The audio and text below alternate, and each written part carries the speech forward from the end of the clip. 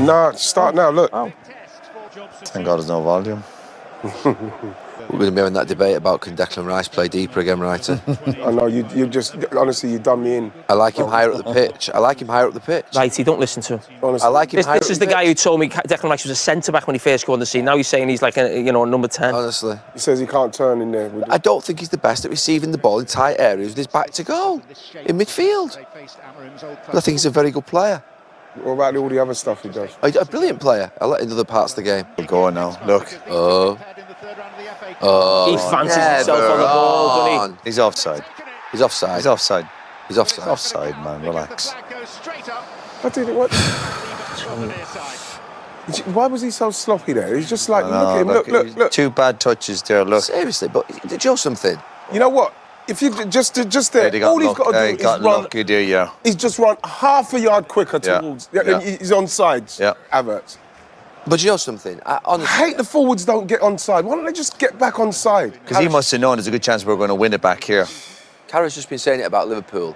Why the hell would you play out of your own 6-yard box on a full press at Arsenal in the first 2 minutes? Controversial opinion, I think Arsenal play better when Jorginho is in midfield rather than Partey. I think because he played the game the other day. No, but last year as well, when they brought him in that holding role, he gets them playing. Yeah, because he controls the. Yeah, I like him in there. It's funny because I was thinking because he was so good, you could have started him, and if he runs out of steam, then you bring Partey on. Yeah, I think they're a better team football-wise when he plays. And then watch, you just get this all the way back. Harry, you've got to go through. Yeah, that's the one. Right, don't go back.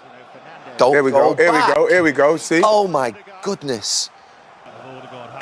That was Bruno there. After the first half of the 7:30s. Oh, go on, Timber. Look. Okay. What? No wonder you couldn't see him. I didn't even see it. You're out of order, James, wearing that. Okay. That wasn't the one, was it? That weren't the Southampton one, was it? Yeah, but no, the players couldn't see it. And these two couldn't see it when I walked in. They couldn't. Did you play in that game? We didn't see it just now. Yeah, I played, yeah. The Southampton.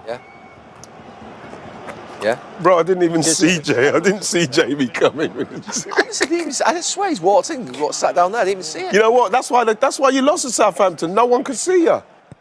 Rice. Great ball. How's he missed that? Mate, Oh my God. Got to score. Jesus, Thomas. Yeah, how's he missed that? What a ball. Oh, jeez. He's got to score. Yeah. He's got. It's hit his arm. It's hit his shoulder. Kivio's pushed Hit his Hoyland. shoulder. Look at the goalkeeper. Look where the goalkeeper is. The goalkeeper's behind the line. Justin, you're right though. They nudge all the players out. You know who's supposed to header it, and the rest of them are not supposed to header it. They're supposed to push the fella in front of them. But how do you deal with it? Because they're scoring so much from it. Like, what are you doing here? Don't do this. Don't do this. Should have been 21. Oh, good play, well done. Hey, good football. Go on, Hammering ball. Go on, Jeez. Marcia. Oh, he's in. Go on, score from it Don't then. shoot from there. I tell you, that's unbelievable play that. But I still think it's risky. Think about it, if your keeper boots it up the pitch, and let's say he kicks it like within 10 yards of the 18-yard box of the opposition's attacking box, and you win it 50% of the time. Oh my God, honestly. Right. Imagine. And you're the one who comes on Sky and goes, why are British coaches laughed at? You know what I mean? I'm not coach. I know, but what I'm saying is, I'm not coach. You're advocating I'm not basically football. I'm not coach. That ruined English football. I'm not coach. You are Charles Right. Hughes. And then basically, that's what Charles Hughes. they're all playing out. You've just told Liverpool. You've just said for the whole of Liverpool's first half, boot it long because they're getting played out the back against you. And now you're telling me to go for it. No. Yeah, you have. I said, a couple of passes get into your front men. These teams have no idea about how to play in an away game. That's what you said. A couple of passes get into your front men. Exactly. Same what I've said. Get it into your front men. You keep a boot it up. We might as well just bring Big Sam in. We'll see in a sec. It's harder for wingers at back five. Mikel can tackle. See how close Mikel is to. Why isn't he inside his box? Why? Ooh. What Yeah, are you go on. doing? Go Why on. are people Dribble trying to there. dribble onto the back? Go on, tackle. Timber. Honestly, that's Maserati. What happens is they get a bit cocky. He played that crossfield pass before, and he start thinking they're a better player than what they are. So good. Isaac, look. Oh my God, quivering. In front against Liverpool. I tell you what, some nice little football in this part of the pitch. You want them to kick it long, so what are you I talking know, about? I don't like it though. I want them to play better in the higher part of the pitch. It's nice though, they're confident. Because, like, I know how much we have to win, and Liverpool winning. And put me in, it's as if Arsenal scored or something. Oh, they have scored. Arsenal have scored. Just come back. Corner. Sit down a second, will ya? Yes! It's free, look. Yeah! Why haven't we got that on there? That's what we're meant to have on there, Gal. There we go. It's over. Come on. Is the game over? Yeah. Yes! Get that on there. No, it's not over. He's giving a foul. What, is that a corner? Giving too many corners away? No! Can we get on the big screen? Yeah, look the corner. Look the corner, look. Oh no, it's an own goal. Is it an own goal? Shh, wait a second. Timber! Timber! At the beginning, you're not even looking at the players who are running in that gap. What's that? What's that, James? Justin, he's got to be the most annoying bloke in football, the set-piece coach at Arsenal. Oh, hasn't I he? know. He's got to be on it. Why, he's doing so well? He's got to be on it though. Seriously. Of course. Nobody likes someone who's rubbish at their job. Have I got that right? Oh my God. Class. Oh, Great well there, football. Nana. Great football. He's got to go across the keeper there. Great little ball. Sunderland is someone. Sunderland. Sunderland. Sunderland, yeah. What a pass that is. Offside. Offside. It's another the great best one. ball in. Bad. Oh, Seriously. mate, that's off the Seriously. line. That delivery is Seriously. unbelievable. You know Unbelievable. one thing I would do? Seriously, I'd put my goalkeeper right in the front of the thing where they put it and make him kick it somewhere else. Oh, Great gee. ball in. Look at him. Look I'd at put my look at goalkeeper in aggressive position, you know what I mean? See, look at what's his name? Havertz. He's not going in. He's coming out. Look at Mikel. He's right amongst Honestly, honestly. Oh, He's too close to he play. is. He needs tackling. Would you tackle him? I'd tackle him. Even if we were in possession. If I had the ball and he was that close to me, I'd tackle him. Would you follow through as well? What I find amazing about Arteta is how animated he is. He's fine as a manager, I get that and all that. But he wasn't like that as a player. He's a quiet guy. Yeah, he was very, like, in derby games, very... Who's that fella there? We are Ruben's out the technical area now. Why not? See? Oh, yeah, but it's all right for Ruben. Let him stay out. No, stay out there, Rubes. He just got in and everything. There he is, Zinchenko. Go on, keep going, keep going. Get back! Keep down. He's got to try and stay up and get into the box before he goes down. Frightens me to death. Yeah, a little soft one, I tell you. Look. A soft one's better. Don't be whipping the fucking thing soft. But the power's not on the ball then to be able to... No, it doesn't matter if you whip it, anything can happen. That's what you have to do sometimes. Who's that to? Like, It's a timber. It's a timber. why do players do that? Have you ever done that? What did I do? Do that. Why That's what Bruno Guimaraes did before. That's all he does. All this play and stuff, there's no point. Yes. Look at this, 2-0. Hey! What is going on here? Woohoo! Honestly. Woo! Look at the Set goalkeeper. piece, Right, he sit down. It's childish. It was offside. Flags on. What did I just say, James? Did I say you just need another goal? Just settle us down a bit. Do you know what I mean? That's a looped corner, that's shit, that. Look at the goalkeeper. No. That's shit, looking at that, the honestly, goalkeeper. seriously. Sit down a second. I've got some sympathy on the whips one. I've not got any Look sympathy at him on that smiling. one. Look at him smiling. Rashford with that, giving away the sloppy Yeah, it was corner. a sloppy Look, corner, yeah. What's your, where's the goalkeeper? Look at the keeper with his feet, though. Look, He's what's that planted. ball? I want him bouncing. Look. No. Is that come off of William Saliba's bottom? And he blocks the goalie. It comes off his bottom. No. Watch. Hey! Thomas Partey free. Ah, it's brilliant. What a finish. I tell you what, I'll give some credit where credit's due here, Yeah, right? yeah. He's whipped everyone into the near post, so all the United players were at the near post, and basically two of them, the Arsenal players, hung out at the back end, Wham. Rowie, and literally just got a free header. It's like, literally played them. I know, we can see that. played him. Yeah, but they're trying to stop Yeah, but you see that. what we're doing? They've done it Yeah, earlier. They mix it up every now and again. They mix it up. You fucking point. No, but what it Newcastle. is, that you see More what than we you've do? got. We either whip it in, Declan will whip Oh, it yeah, in. yeah, right, yeah. Oh, a There's second. fouling. There's fouls everywhere. There you go. Wait, who's fouling who? Possible offside. What? Yeah, he's offside. He's come from in there. He's come from here. Offside. Come on, VAR. He's got his Do socks something down. for us. This is perfect. No, he's not offside. Ridiculous He's this is. ahead of him. I'll celebrate again. Yeah. Can we go now? Oh. This is what we needed. Absolutely do them. Go on, score! Score! Oh, come on, Kai! Jesus, put it the other side. Oh, look at Ruben! Oh no, Ruben, That's it's what only Man 3 United games. does, TMAs. Go on, get another one. Oh, what? Can we just talk about the actual delivery though, and how great the delivery is? There's 6 of them in a zone, all facing the ball, not knowing where the runners are coming from. I've been saying it for 6 There's actually 8 minutes. there, Gal. There's 8 there. There's 8 players there. Surely Arsenal can't score another free kick with 8 players on the line. It's a great ball.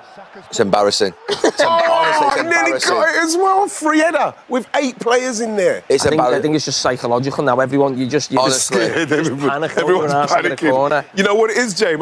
No joke. It's the ball was coming in. It's so good. If the balls weren't good, what they're playing in, then it's a whole different story. But the balls are so good, you're petrified. Right, That's you not a make bad it header. sound like Arsenal are the only team that can kick a ball into the right area. No.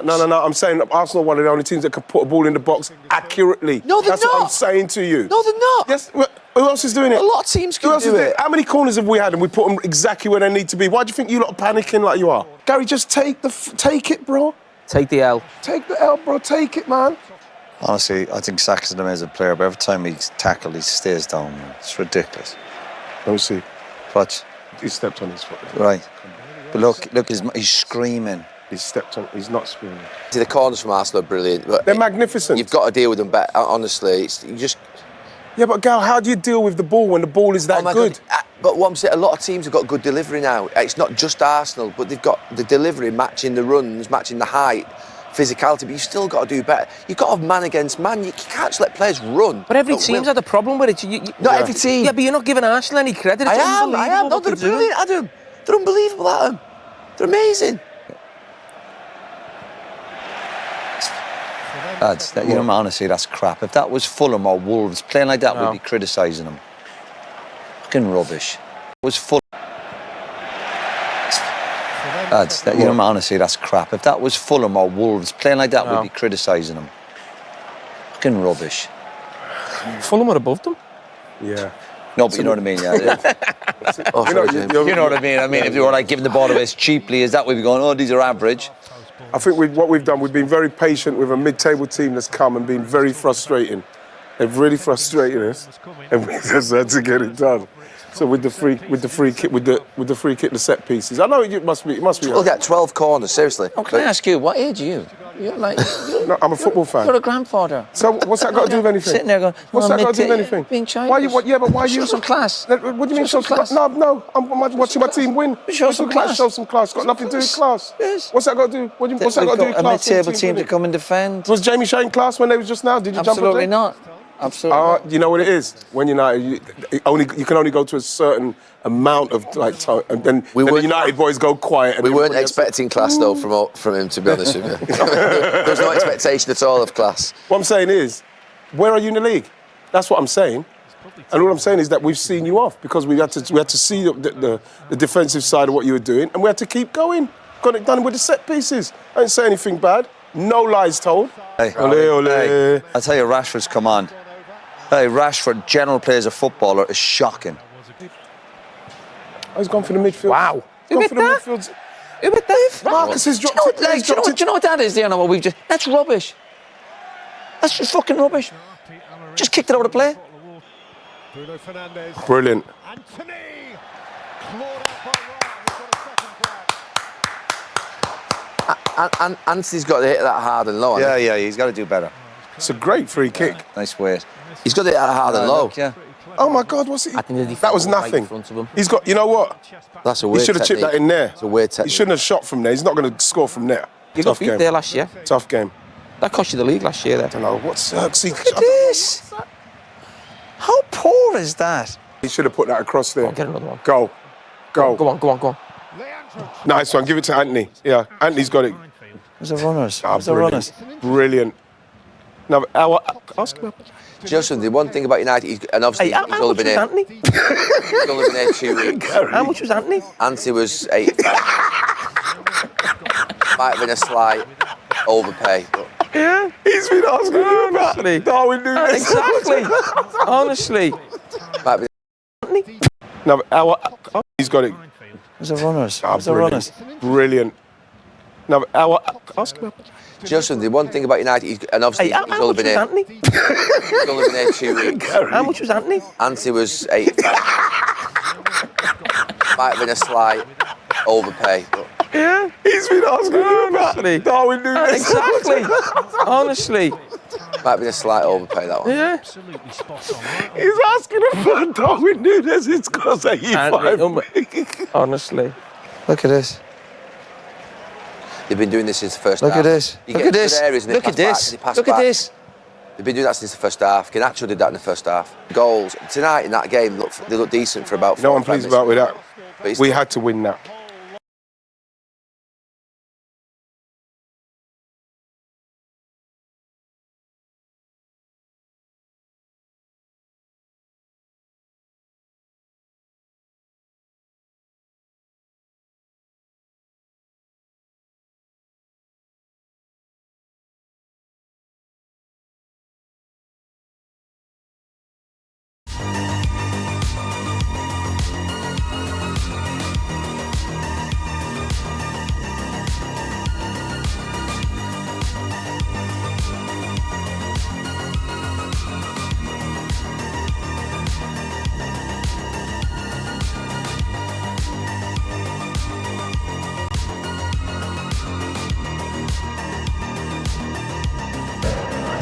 Touch off by Anderson.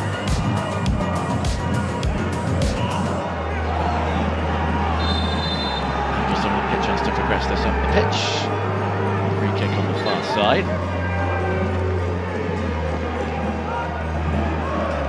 Marcus Danielson towering over today's referee, but no doubt about who's in charge.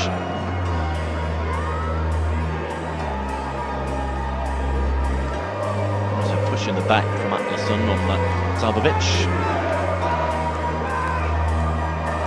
That's what they were moaning about. But to be a yellow card, not given. Sugi.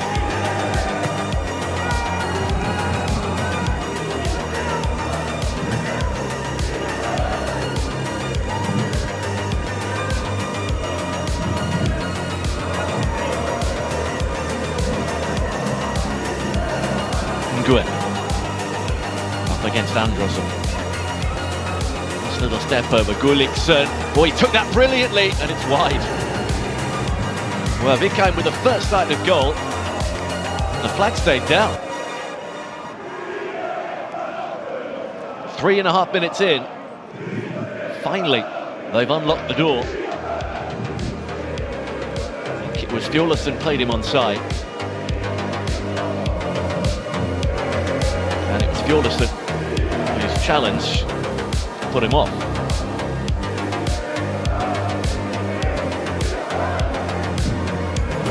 Victor Anderson to wrap his foot around it. It has held up in the breeze. Called it a breeze.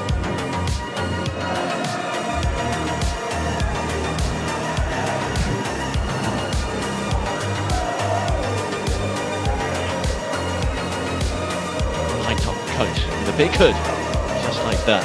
For Arno Gunnarsson is what is needed on days like today.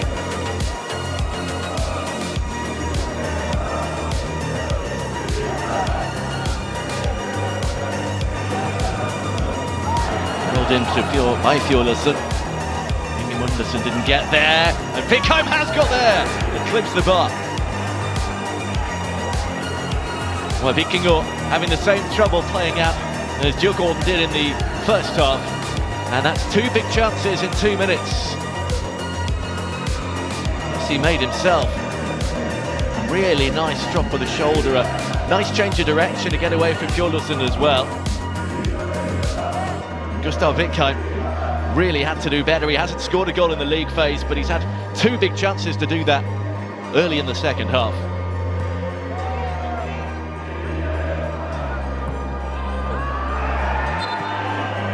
A couple of warnings and let-offs for the home side, who haven't really got going.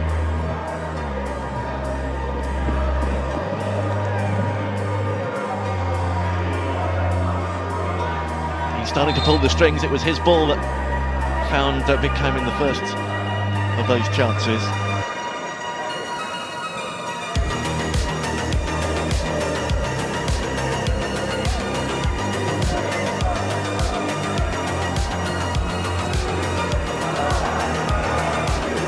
Disappointed Joe Gordon in this centenary season of the Allsvenskan not to make it into the top 3 in European places. The last game a win over Norrköping, but IHK also won, so they finished a point ahead of them.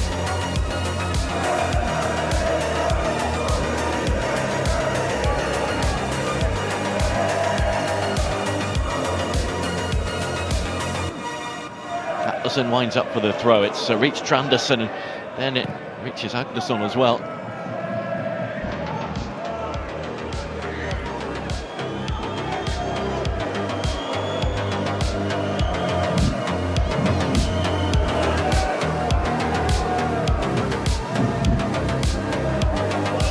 Andersson has come away with it. Nguyen tries to challenge. He's still going, the captain. Important work that. Not the best cross though. Nobody anywhere near it.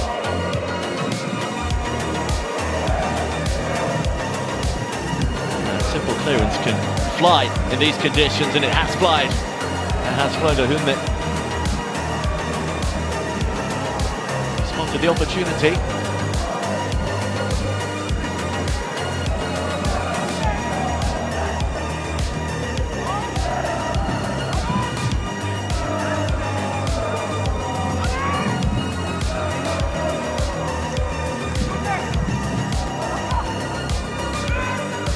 Stole. Gulliksen. Offside against Wickham this time. Third chance. Not here anyway, but the feeling there will be more. It has opened up a little the game. Against Gulliksen rather than actually Wickham. The only goal against the New Saints in their last outing. Enough for all 3 points. New Saints, one of those in the main stage of UEFA competition for the first time from their association, Lana of Northern Ireland as well.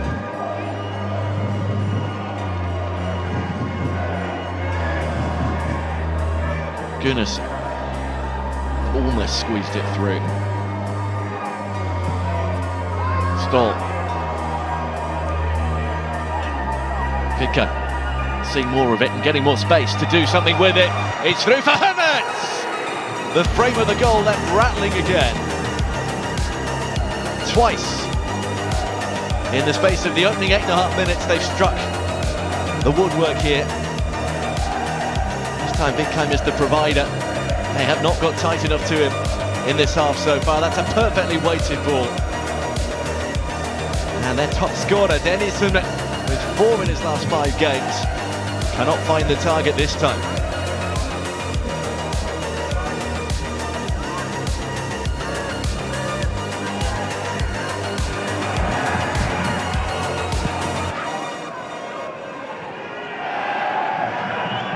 Vikingur have been right up against it as Stuart Gordon used the conditions to their advantage.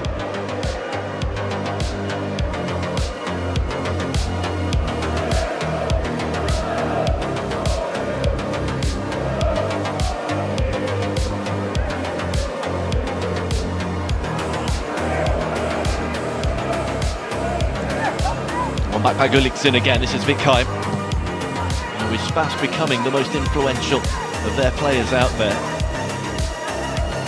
It's a neat turn away from Bjornsson as well. Standing off is Adam Storm. Stenson's ball. Gunnarsson's clearance. He just holds up and it makes it easy for Tenno.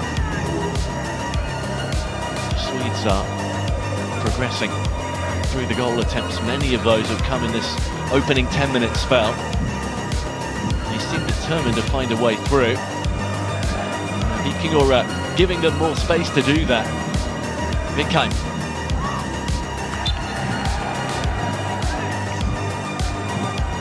Not this time.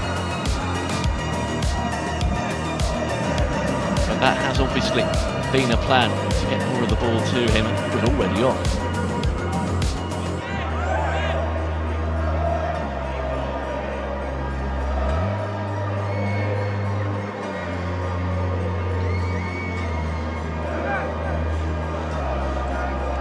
They'd ought to get a draw against Noah in Armenia. And if anything, they might have snatched it, Vikingur, but at the moment, they're the ones holding on here.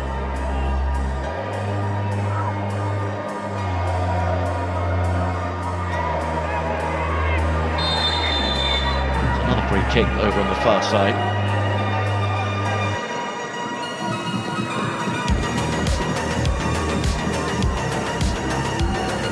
Referee has his card out again. Yeah, it's an accumulation for Sanderson, who's escaped on a couple of occasions, but not anymore.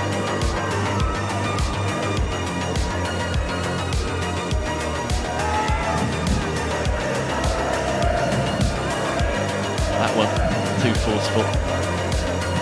Zabovic, who I think is getting frustrated because he seems to be the one that's come off worst in more than one challenge. I laugh about it now. He spent a lot of time down on this artificial surface as Nesat Zabovic.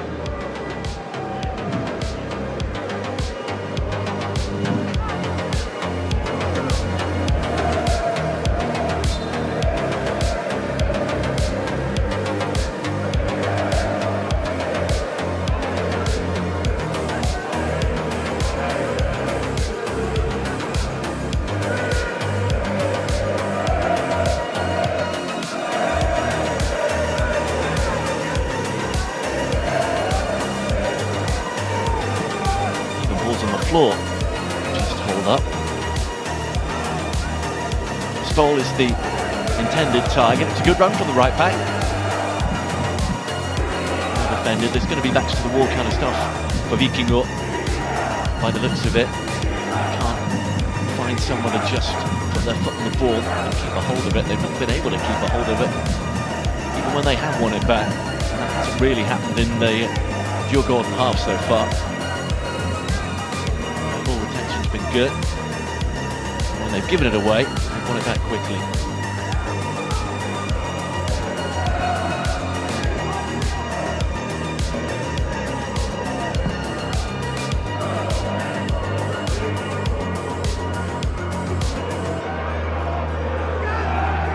Magnusson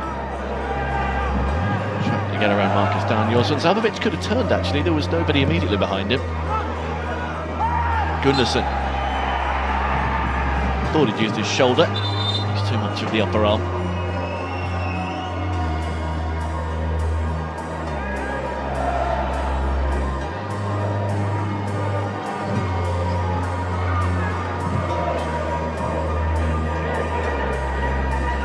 How long before he, indeed, Robert Piotnescu, turns to the bench.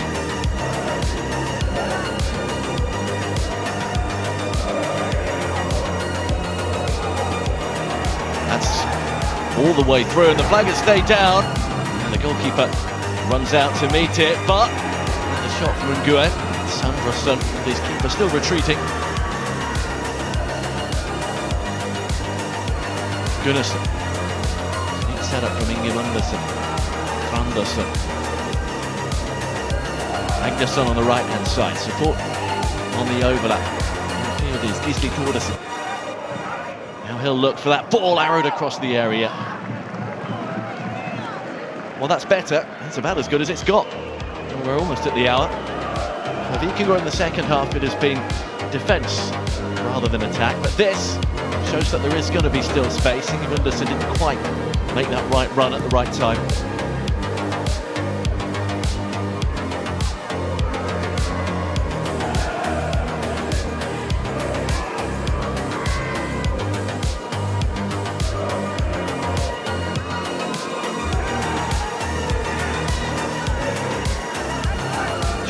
As prominent either as yet since the restart. Bjornsson well forward. Big hold on Vikheim though.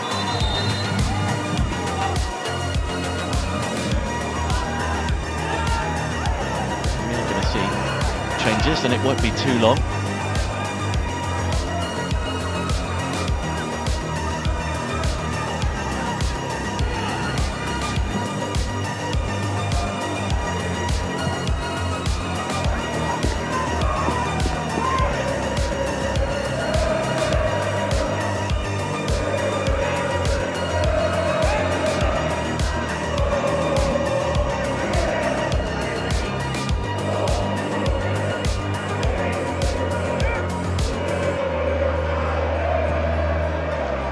Good. He knew there was an overlap. Kosugi! Oh, that's brilliant!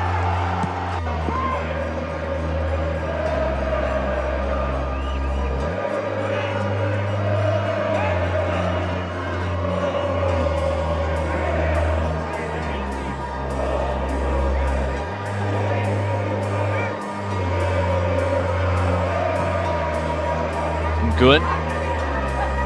He knew there was an overlap. Kosugi! Oh, that's brilliant!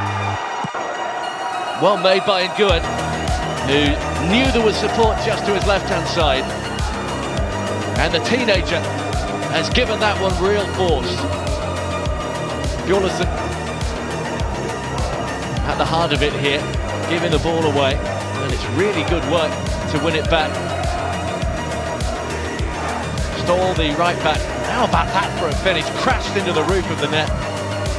Vikingur only have themselves to blame for not getting shot of it earlier. That is a brilliant strike. Nguyen pushed it wide, but he came onto it like a train.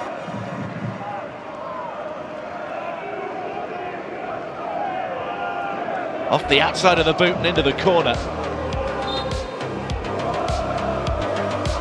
That is a special goal from a really exciting young player.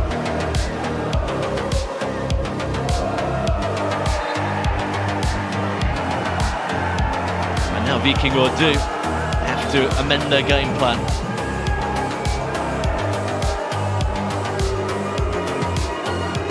They've been the better side since the restart, no doubt about it. It's much more even in the first period, but Djurgården have had absolutely everything. Surprising that they hadn't scored before. Now it's going to be two changes. Ali Sigurðsson is also going to be coming on.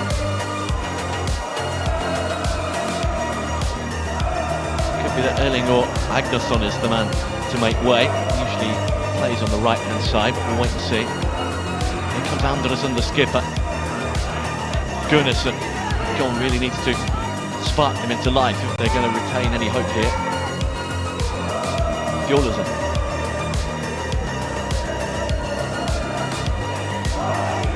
Gunnarsson has done well. Juric. Now he has a go. Too many one-shots to get through. Vikheim. Robbed by Bjornsson.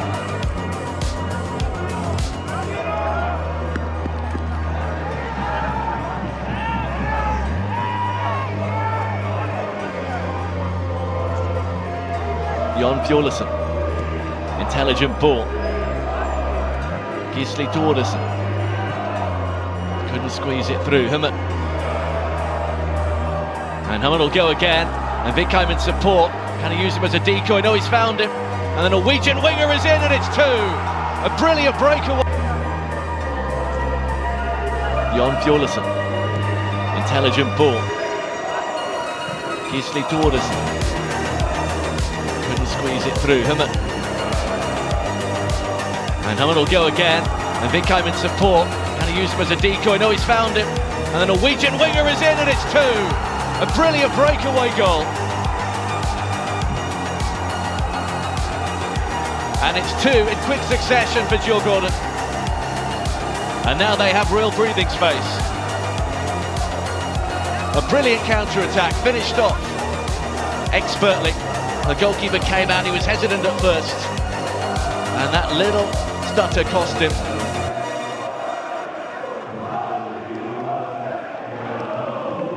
Gustav Vikheim scores in the league phase for the first time.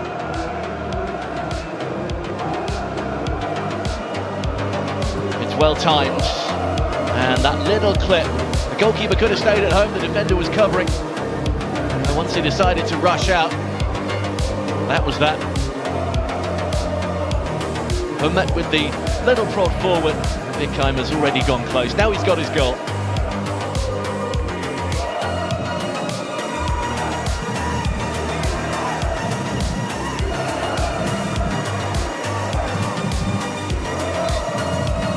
So there are the changes. It is Juric who is off, and Atlas on as well. And it's Sigurd Poulsen,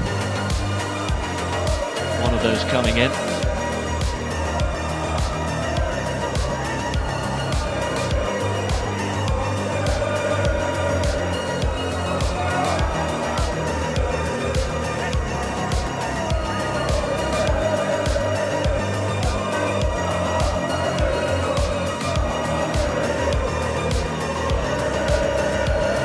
They just started to do a little more.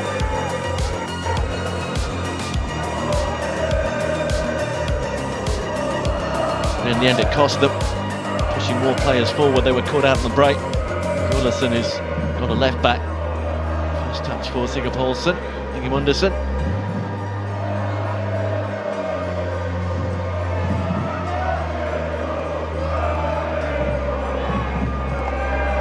Stall can direct it away, and there will be gaps and spaces opening up going forward now for Djurgården. We've still got a quarter of the game to go, and they're in control.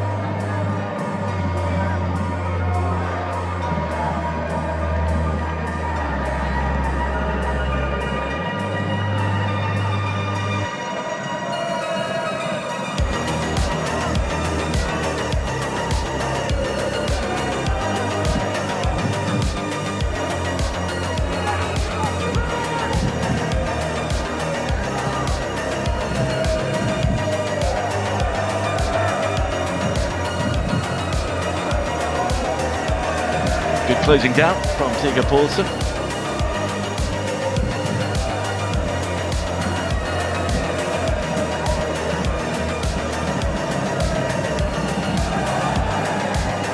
So Juric going out. We've also got Nikolai Hansen, who takes over the armband, the Danish striker. He's trying to hope for a ball that'll come from Magnusson, which it didn't. And they've moved it swiftly out to Nguyen. Comes Andersson to try and help cover.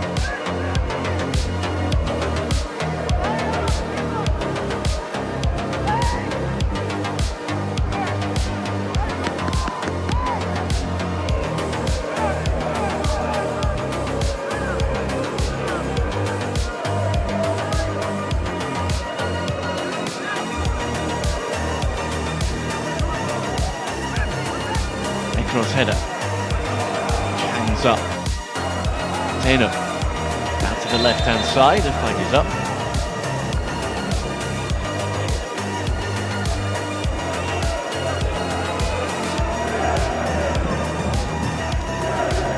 Heavier and heavier.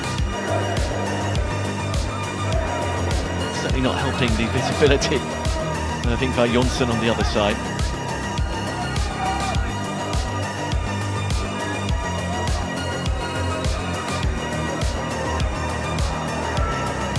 Fans haven't seen the defeat here yet. Loss on match day 1 was away in Omonoya. They've beaten Circle Brugge. And they've beaten Borac Banja Luka.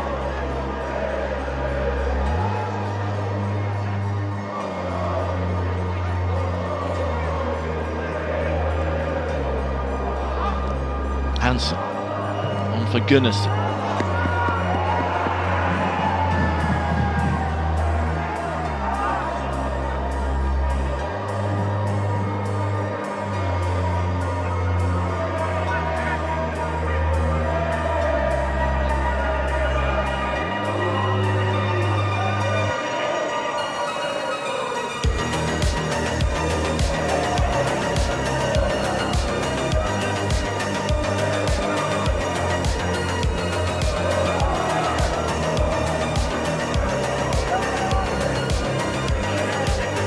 Goalkeeper does come in the end.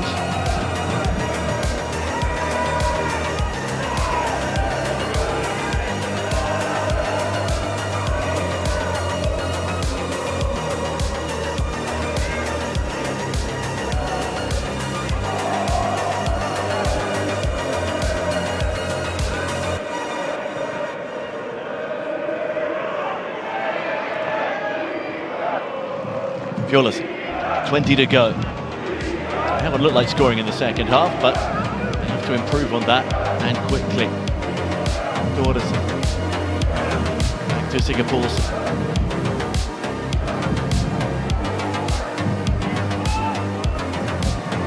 Dorderson for Ingemundersen. Watching that, I don't think. Both went for the ball, both got the ball.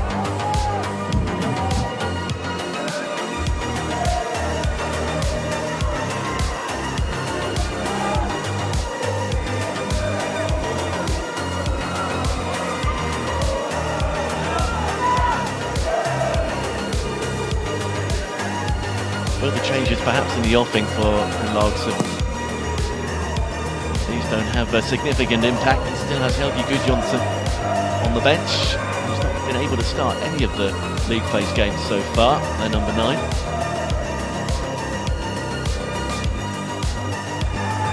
Mathias Williamson, who may be in his late 30s, but is still an important attacking option. Available on the bench.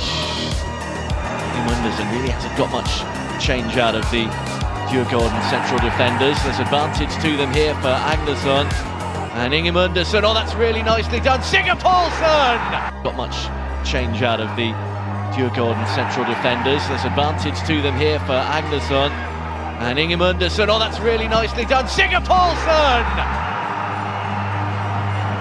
Well, it's their best move of the game. Did the goal scorer.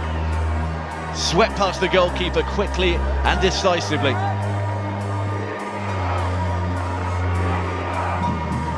It's the first time they've put together a combination like that.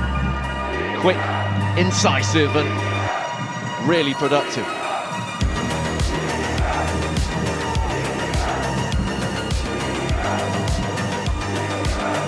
There was a brief VAR check just to have a look at a couple of things in the build-up. Check is over and we're off and underway again.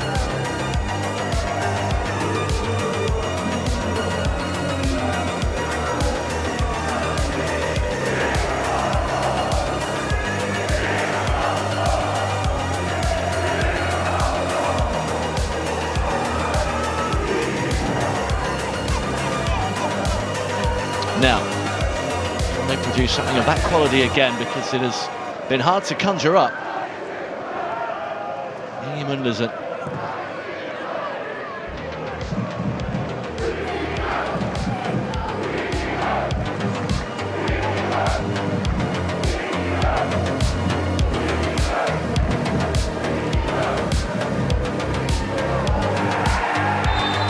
That'll be a free kick central, and it'll probably be a yellow card for Tenno as well. Or is it? Oh, it's a red.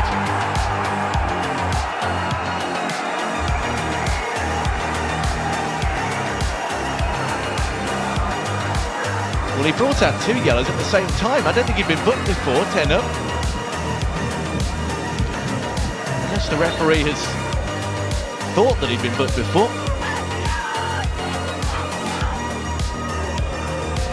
It's definitely not a red card challenge. Yellow, maybe for something he said afterwards.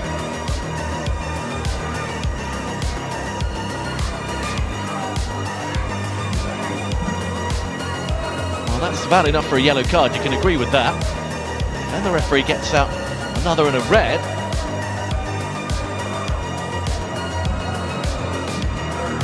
Not quite sure what has gone on down there, whether he said something afterwards.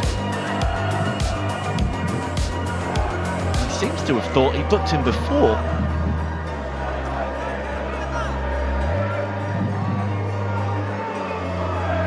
Two yellows in quick succession, presumably for something he said.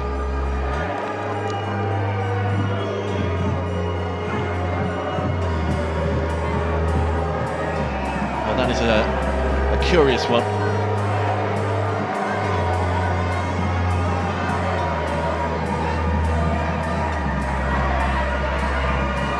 And off he goes, and that is a lifeline for Vikingur.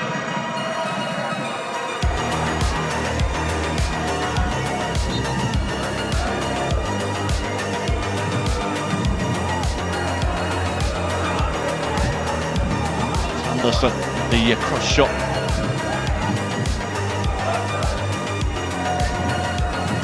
Ekron.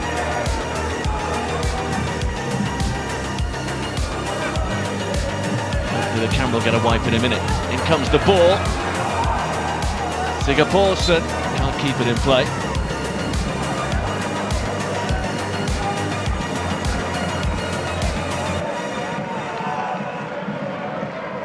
Hansen's onside, so to Ingemar Andersson, who didn't quite get there, just a fraction away from his right big toe.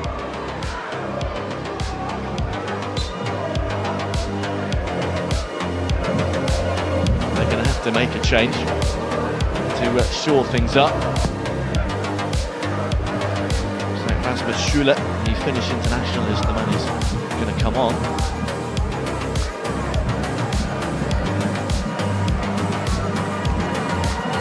Too far in for the pacey speed of Sigurd Paulsen.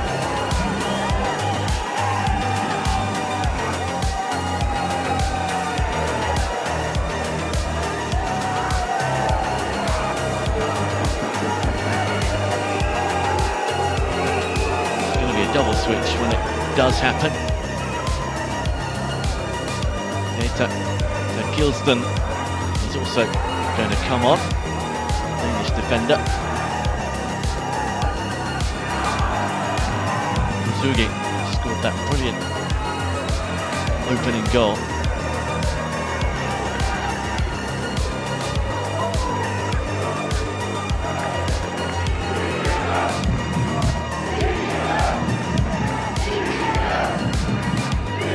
Sigurd Paulsen, scorer, who has given them hope. And that red card has certainly helped as well. Ekron.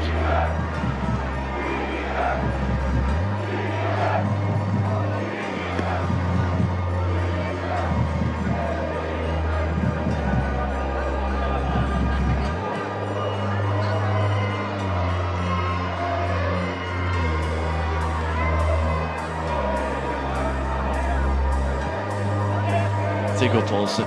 Ingemar Andersson, there'll be a corner. Will they make the changes now?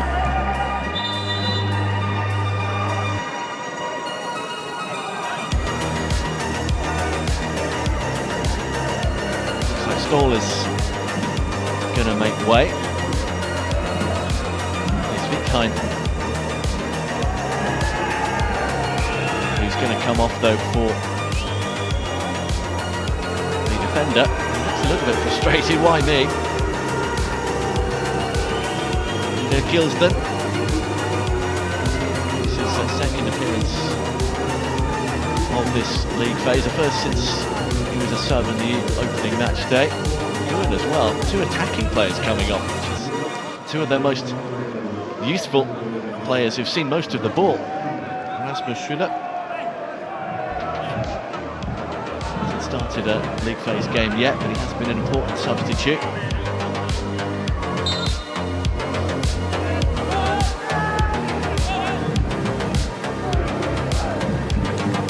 Vikingur corner, if you can see it.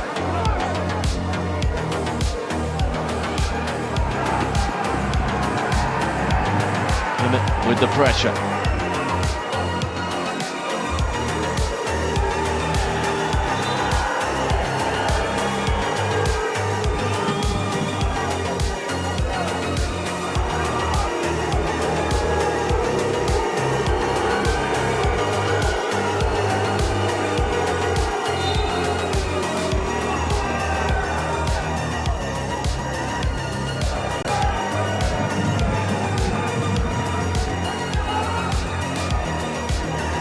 With 10 minutes to go, looks out to the right. Gunnison now back in his more usual right back role. Andersson putting back there by the goalkeeper.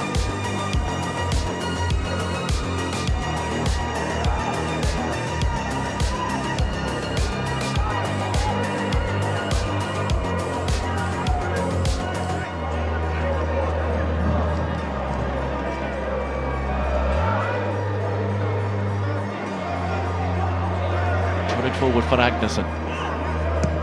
First involvement for Schüller. Not Too far with the clearance though, Ekrot. Torderson. He comes towards Nikolai Hansen. It's going to be a foul. Easy one to win. Trouble here with Anderson crawling over to get treatment. It's been his usual no-nonsense blood and thunder self. Should have the one winning the free kick. And Aaron Anderson looks in trouble. Now it is kicking off on the pitch.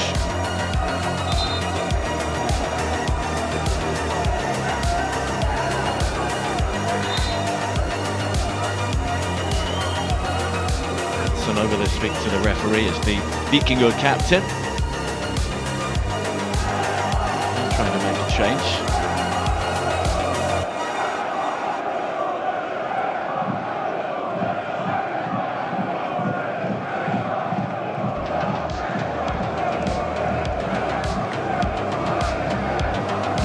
Frustrated. I don't know if this is the end of his game or not, Arnold Anderson, but he's got a whack here twice. He's gone down just holding the back of his right thigh.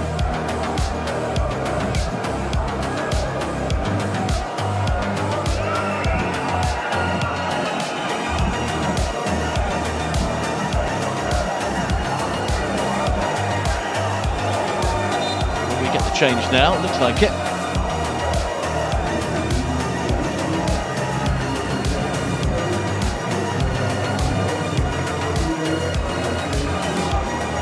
And I mentioned before, Mattias Wilhelmsen. A handful of appearances since July. Signed a new one-year deal in the autumn till next year, so the 37-year-old will still be with them for another season.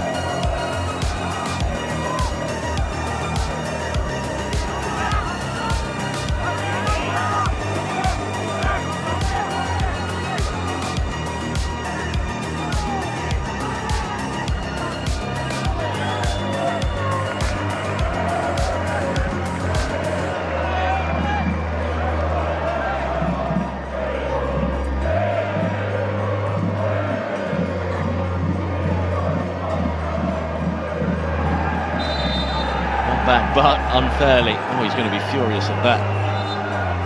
Shabovic.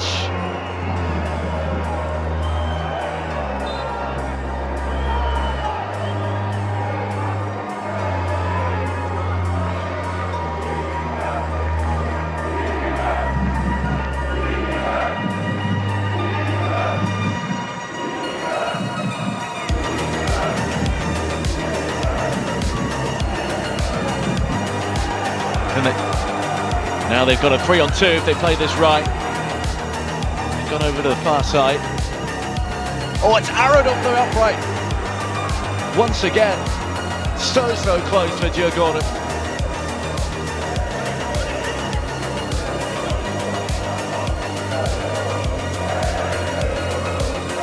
Say Gulliksen, who pulled the trigger.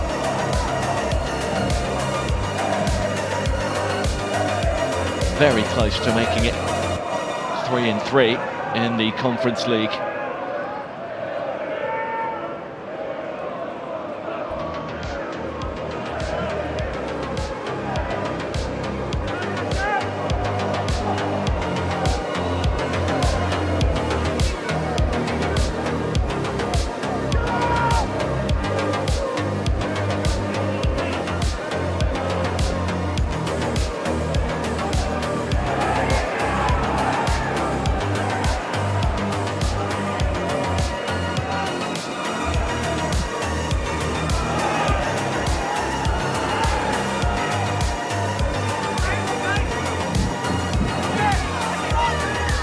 Sugi.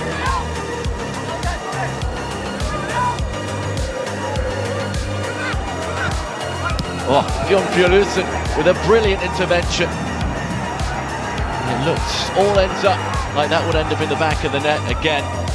Ter Kielsen made a brilliant run to try and get on the end of it.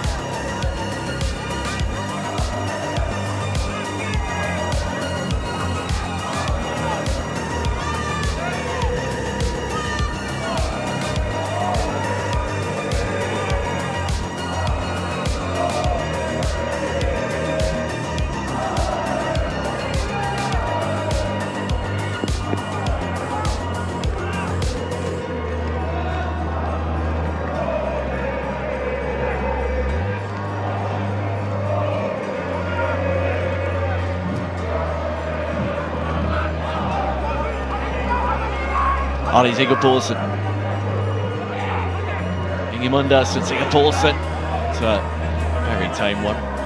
Never likely to result in a spot kick. They've got 3.5 minutes of normal time to go. And they have to conjure something up, otherwise this is a second defeat, and Joe Gordon will have 1 foot and a bit in the knockout stages, or the playoffs for them anyway. Oh, they might have more if they can finish this one. Hubert doesn't really make the most of it. He thinks he's going to get a decision from that. It is unlikely. He's onside, by the looks of it. Just got enough of a touch, the goalkeeper.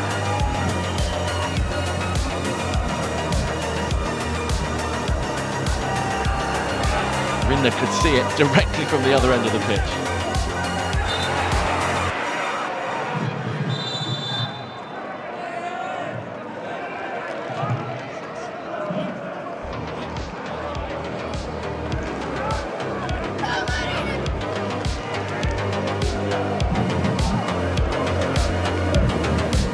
Well, Herbert's last involvement was that, where he might have made it 3. He's now going to make way. Gullikson, who's just hit the post, is also going to be disappearing. Haris Radetinac is coming on first. Then August Priska, son of Brian Priska, the current final coach. Beat his old side Sparta Prague by 4 goals to 2 this week, the Champions League. There will be a couple for the home side as well, who are running out of time to deliver another goal. Viktor Andersson, the captain, is coming off. Tarek Ibrahimovic, who's actually a fullback, is on. Usually a left back.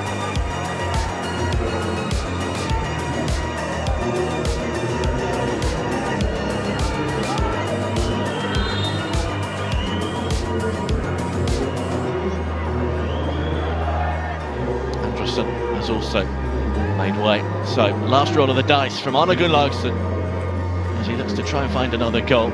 They've been second best in the second half. One magic moment, which was converted by Ari Sigurðsson, but apart from that, they've not really offered enough. It's Helgi Gudjohnsen, who's just come on, winning a set piece over on the far side. Into the last minute of normal time. This is Ekron. Puts it in low. It's a great one. Ingemundas couldn't do anything with it. There was a moment there. It might have fallen for Wilhelmsson. Forderson with the little dart and then the foul. It's exactly what Joe Gordon wanted. Jovovic has protected the ball well. He'll stay down as long as he thinks is feasible. Stoll, the right back, is also struggling.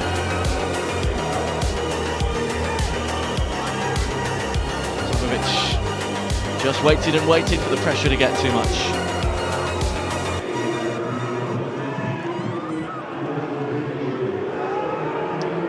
Five additional minutes signalled, and that's job done for the fourth official, more or less.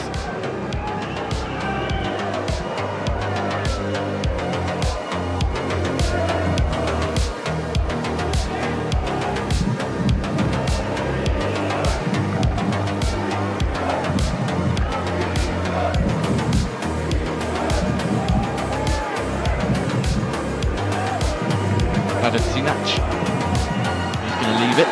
Just takes up a bit more time. He'll get booked if he's not careful. He'll get out of Don, I imagine.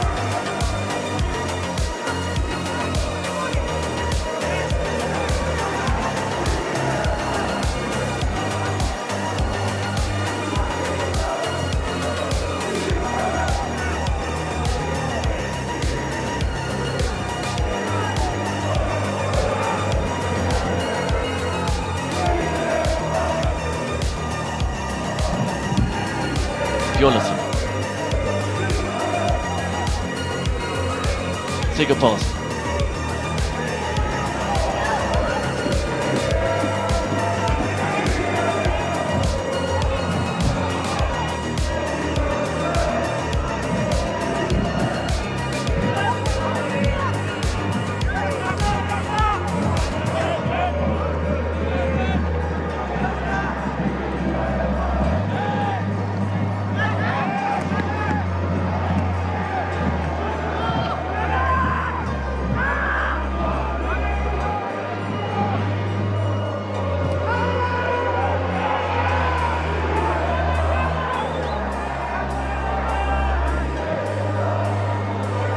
Long from Rinne. They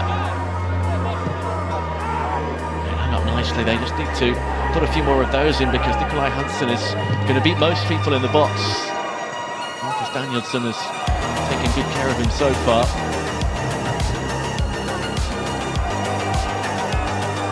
It's nice from Kalovic.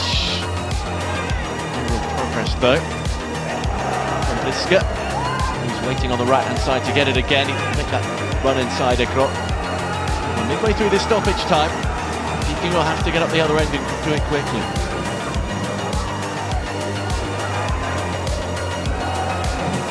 Like Kutsugi. Brilliant opener will be a very memorable moment for Djurgården if they take away all 3 points from this. Fjollersen.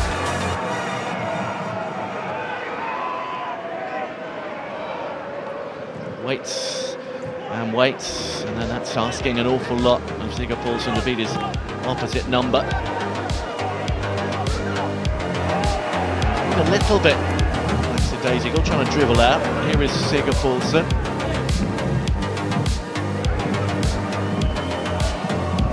Rolled it out wide by Ibrahimovic.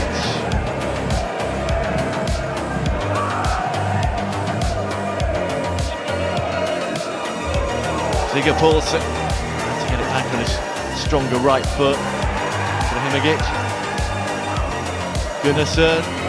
Just waited too long to put it in. 90 seconds to go.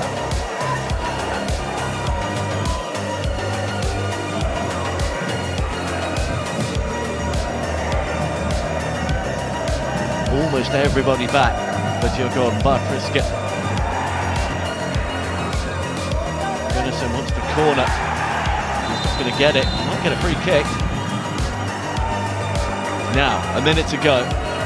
If it's going to happen, it has to happen now. They're hoping to come back and see their side hold on.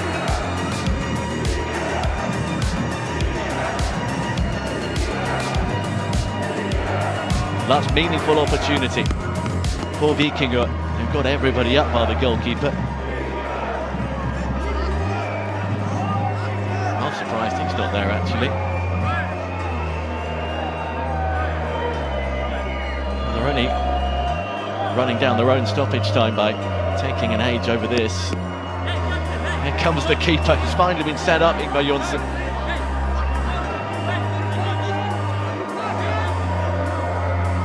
There's not going to be much time left by the time the free kick is taken. Helgi Gudjonsson over it, has to get a good delivery, and does, but it's over the top from Hansen. That might have been the moment. They ate up nearly a minute in actually getting that delivered. Sabovic has been up and down all afternoon, is down again after a scramble with Ekro, and landed on top of him.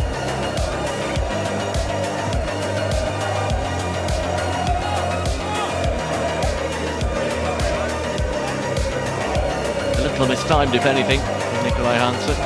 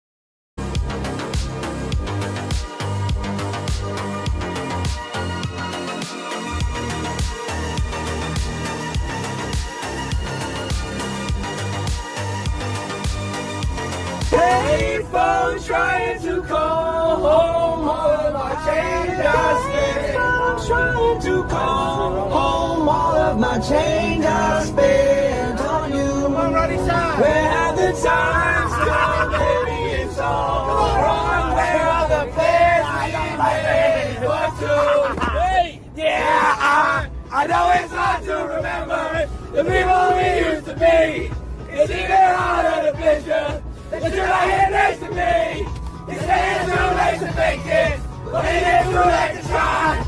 And I have time not to waste it. All of my bridges burned out. I wasted my night. You turned out the lights. Now I'm paralyzed. Still stuck in that time where we got in love. But even the sun sets in paradise. I'm at a payphone trying to call.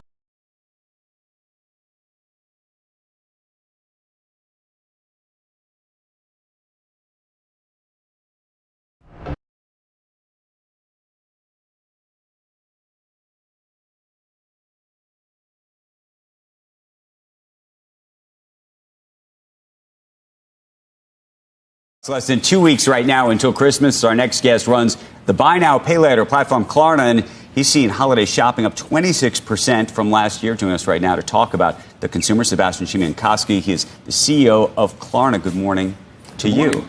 So things are up in a big way. Can you segment it for us so we can try to understand where the growth is coming from, and also maybe if there's any slowdown, where that's happening? Yeah, I think that the one thing that is misunderstood in general is people look a lot at the revenue, like the general sales number in dollars. But what people are missing is that due to inflation, the number of products, items sold is actually many times smaller. And so if you talk to a lot of the retailers that we speak to and so forth, their concern is, yes, the dollar value is the same, but due to inflation, the number of items shipped is less. Have the kinds of products and the price point of the products shifted for you? Meaning the buy now, pay later sort of model was originated with higher priced items, but it feels like it's coming down in terms of price for that. And I wonder whether that's a good thing or a bad thing for the economy writ large. It's a good question. I think, we saw that we estimated buy now, pay later grew about 24% this year over last year in the Christmas sales. And I saw recently that some of the credit card companies posted maybe 2% or 10% growth at most. So what you're seeing is a clear shift away from credit cards, which makes a lot of sense. I think it's kind of, I think it was very interesting. President Trump announced that one regulation he was actually for was interest rate cap at credit cards. I mean, we have $1.3 trillion of credit card debt in this country. And Klarna, with our services, have saved consumers over $2 billion in interest rate by interest-free payments. So this is an area where there's tremendous opportunity. Well, interest-free if you pay on time. Correct. Right. It's very expensive if you don't.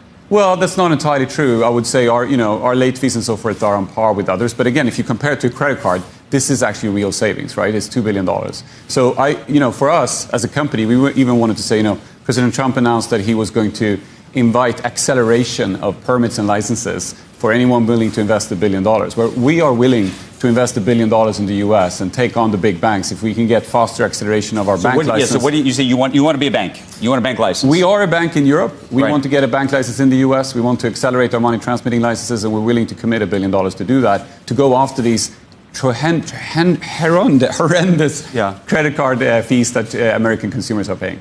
We keep actually talking about the credit card sort of ecosystem and the future of it. Actually, in the context, oftentimes, is about crypto. We talk about sort of how that, and stable coins and how it may bring down the prices of these fees. How do you think about that, and where do you play in that? So we've looked at crypto. I think so far it's an interesting asset class that a lot of people have been interested in. It hasn't yet proven to be a more efficient way of transferring money per se between two different. It's slow. It's not necessarily fast. There's improvements to it yet, and we're very open, and we are right now investigating if there's better opportunities to use it. We're seeing more and more people. Long term, would you I hate to ask it. It's sort of like asking the big competitor. Would you short the big credit card players, because of the margin they've been able to capture all these years? And does that margin disappear? It will definitely disappear. The future with AI and everything is we're going to have digital financial assistants, agents that can go and negotiate on your behalf with banks. Today, this is a excess profit market. It's not a well-functioning market because we are too lazy as consumers to switch between banks. We're stuck with them. So if we can get AI agents to help us switch, what's going to happen is you're going to wake up in the morning and your computer will say, hey, I managed to get you a much better interest rate. The only thing you need to do is say yes. So of course you will switch. How should the investor class and how should even the consumer class think about you and, for example, a firm? I think that what we are is a part of that change to retail banking. There's going to be a tremendous pressure on the excess profits that banks have shown. I think it's a $200 billion of interest rate that consumers pay on annual in the US. It's tremendous amounts of money that they are losing out on this. But do you feel there's more competition coming into your space, Apple and others? There is, but it's a good thing. Look, I'm coming from Europe where interchange is regulated, where credit card and debit fees transactions cost 20, 40 basis points. A $100 charge on a credit card in the US generates 550 basis points of fees, both on the merchant fees and on the consumer side by revolving. That's a tremendous amount of money, which hasn't had enough competition, and it's going to come down. Long term, do you expect people to use the buy now, pay later for everyday items? Is that happening? And this goes back to, is that a good thing or not? Well, I think, look, when I was a kid, I used to work at Burger King. Yeah. And when people swiped the card, Burger King was the same in the US. You used to press 1 for debit, 2 for credit. Right. The banks removed that because as a consequence, we didn't put all of our spending. We took only a part of our spending, and then we were less likely to revolve, and they made less money in interest. So what we are doing is bringing that back. Every time you press the Klarna button, there's a one pay now, which is the full amount. Actually, 30% of our payments volume is pay the full amount, debit. Mm-hmm. And then 70% is credit. And so giving people that option back gives them control over their spending.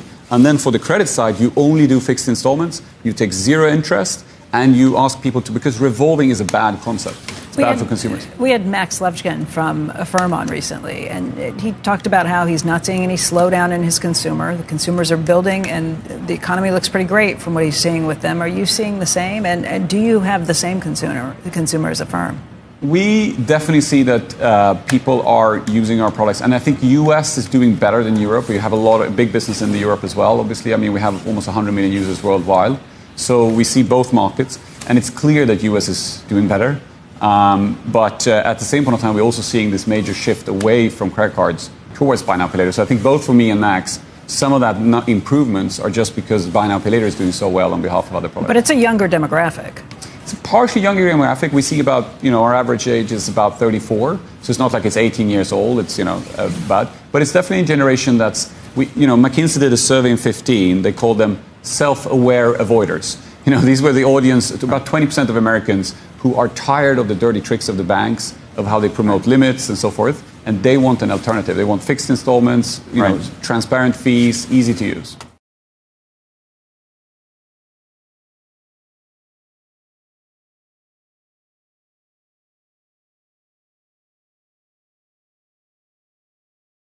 Earlier this week, an Ivy League-educated man in his mid-20s became the prime suspect in the murder of a healthcare executive last week. In the aftermath of the killing, there's been an outpouring of much anger that's been targeted at the healthcare industry and at corporate America, making many wonder if this incident could change the way the healthcare insurance industry operates. Joining us right now with his expert insights is Mark Bertolini. He's the CEO of Oscar Health. He's also the former chairman and CEO of Aetna, among a lot of other different positions that he's held in the healthcare industry. And Mark, I want to thank you very much for being here. It's great to be here. Thank you, Becky. You are somebody who has so many insights into how the healthcare industry works. And I know you've got some big thoughts about what should change. You've been thinking about this for a long time. Yep. We've talked to you for many years about these things. But obviously, there's a huge amount of attention that's being put on this in the public and in Washington. And there might be a real opportunity for change. Just wonder, first of all, what you think about what you've been hearing back from the public and the anger over denials and where we stand at this point. I mean, it's kind of crazy that we've gotten to this point. Well, I think the anger is justified. You can't talk to anyone in this city and not get a story about a claim denial or a prior authorization. I was just talking with some of the people outside, getting the right drugs, whatever. And I think what's happened is the provision of healthcare, the actual investment in people's health, has changed dramatically, while the insurance industry hasn't, and the way we buy healthcare hasn't. 80 years ago, we created this employer-sponsored system because we were trying to offset inflation, so no wage increases, but we could offer benefits. At the same time, there was this expected population explosion. And then we had the Hill-Burton Act in the 50s that built hospitals everywhere. And so we created both demand and supply increases that have not slowed since. The population boom happened and all of this costs. I mean, if you look at the percentage of GDP going to healthcare, it's now just under 20%. And in 1984, it was 9%. So as you look at these changes over time, we've just outrun our ability to afford the way we do it. There are questions about whether we get appropriate outcomes for the amount that we are spending on it. I would argue that since 1984, healthcare has gotten better for the vast majority of Americans, but it still falls short and falls short of expectations when you're talking about spending 20% of GDP. And life expectancy's gone down. Yeah. Is it lifestyle, or is it? I mean, the healthcare is better, and we have the best. We have the best technology in healthcare in the world. But if we're gonna, if 50% of the population is going to be obese, it's you're running into a buzzsaw. You can't. There's no healthcare that is going to be great enough to handle the lifestyle problem. Your zip code matters more than your genetic code in your health.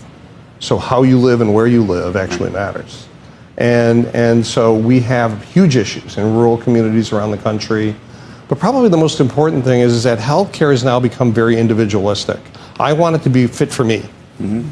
And when my employer buys my healthcare coverage, they buy for the average. Right. So what would you do? I mean, look, Elon Musk was out there just earlier this week. We were talking about it yesterday, suggesting that the answer is if we could get a huge percentage of Americans on GLP-1s, we could bring the cost down of healthcare in a remarkable way, especially if you could get the price of GLP-1s to come down in a remarkable way. What would you do? What I would do is I would eliminate employer-sponsored insurance. You say that, and it stops my heart a little bit, because those of us who have employer health care think, oh my gosh, getting thrown in so everybody's dealing with Medicare Advantage, that seems like a pretty terrible thing. And I would argue that my health care insurance, while I'm not always thrilled with it, at least I have an employer who can go and argue for the mass of us. There's a lot of us, and that at least has some bulk. If I'm out there on my own, it feels like there wouldn't be any protection that comes with it. The ability of your employer to negotiate against a large insurance company that has much a larger relationship with the provider community is very stinted now. You can't get stunted. You can't do it now. And you're saying the companies have no leverage? The companies have no leverage now. Interesting. And you look at the basic foundation of our economy, which is small business and middle market, they have none. And they're seeing double-digit rate increases when just over in the individual market, our trend's been 3.5% each year. Why? Do the claims get turned down more readily in the individual market than they do? So it's the same. Our denial rate's less than it's 12% is our denial rate. United Healthcare, I'd seen 23 to 33%. Yep, and the only one that's lower than we are is Kaiser, because they don't do it. And Kaiser doesn't do it because the physicians are taught to practice in a certain way with one another. Right.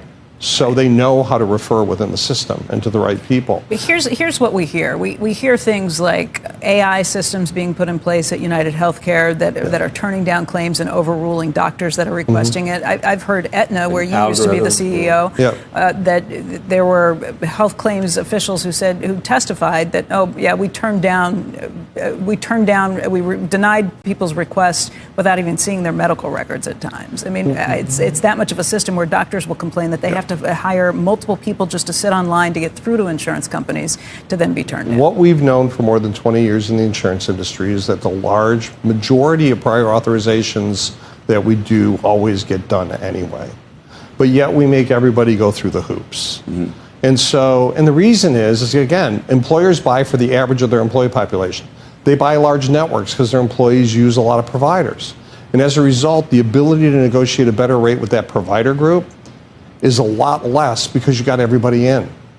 But when you get narrow networks, which is what's happening in the individual market, and you have everybody in, An individual can find their network. They don't have to rely on their employer to build the network. Does it mean that as an individual, if I'm really healthy and young, I can get a much better premium? But if I'm Yes. somebody who has a family and is using the healthcare system, I'm going to be paying a lot more? So here's how you have to think about it. You have to think about the employer giving to employees what they've traditionally given them for benefits. It's defined contribution instead of defined benefit. You allow that employee with some assistance to understand what's going on in their use of healthcare to get them into the right plan.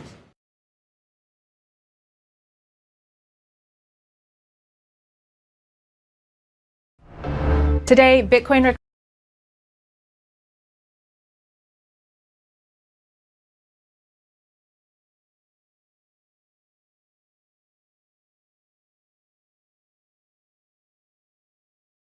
Software as a service platform service at Titan getting ready to make its public debut right here on the NASDAQ. It's happening today. The company offers a cloud-based solution to help contractors manage their back offices. And joining us first on CNBC, Joe's going to do the introduction. Ara Medesian and Vahe Kuzoyan.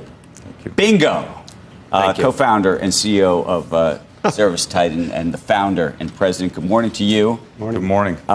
Before we get into the company itself, just tell us the story of how this thing began, because you were trying to solve an actual problem, which I always argue is the best way for a business to actually begin. Yeah, that's right. We were born in the trades. We were raised in the trades. It's in our blood. It's in our DNA. Growing up, we saw our dads manage their small trades businesses and spend hours and hours doing so. They would spend 12 hours in the field and then come home and then have to manage the quote-unquote back office, but do it from around the dinner table, processing shoebox full of receipts and figuring out the schedule for the next day. And so, like most parents do, they sacrificed to give us a brighter future. We got the chance to learn software engineering when we were young.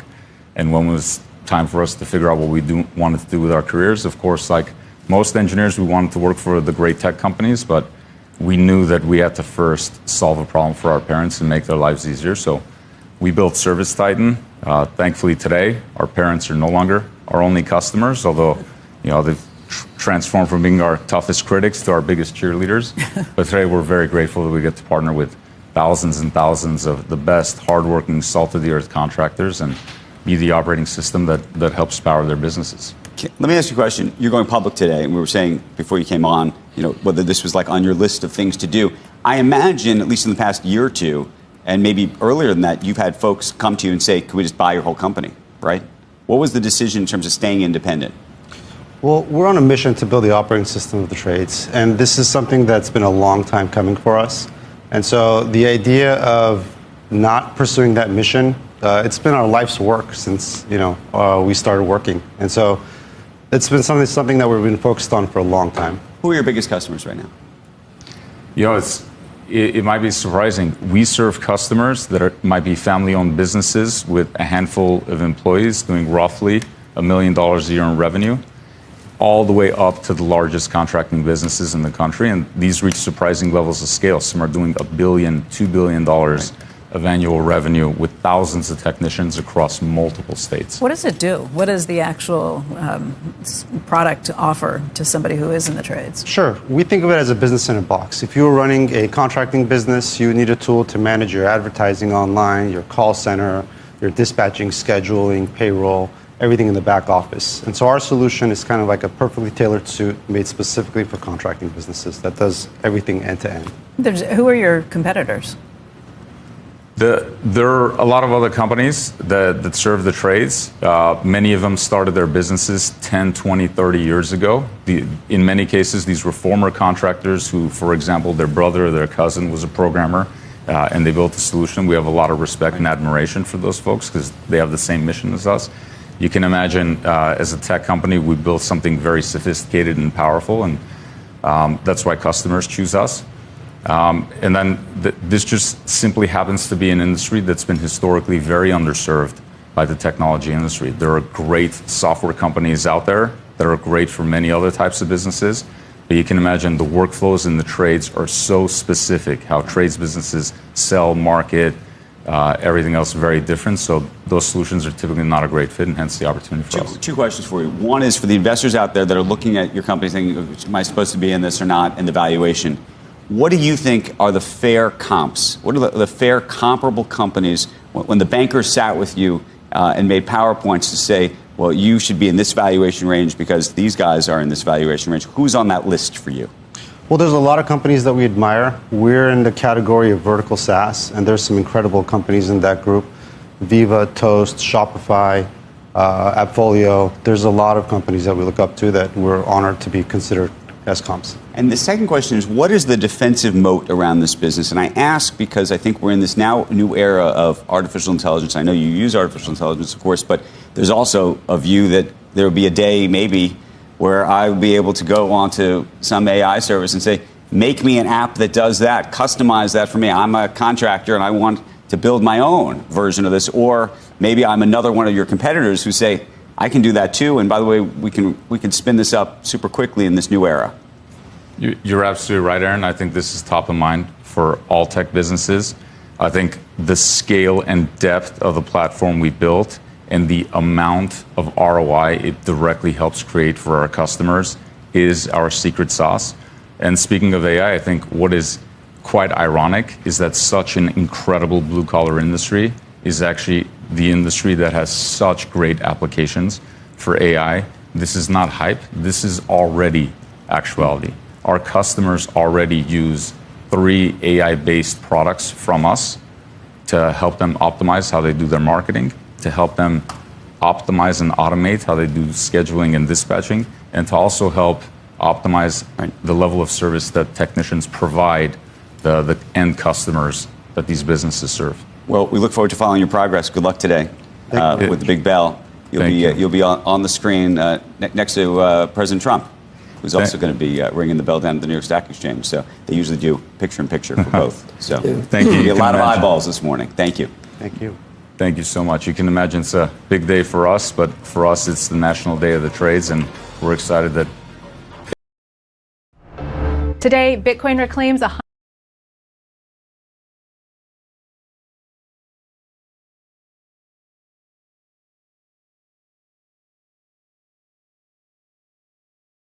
Today's nearly 2% move comes courtesy of some of the biggest names pinging fresh highs of their own. Amazon, Apple, Alphabet, Meta, Netflix, and Tesla all hitting intraday records. And today's milestone comes about 4.5 years after the Nasdaq first crossed 10,000.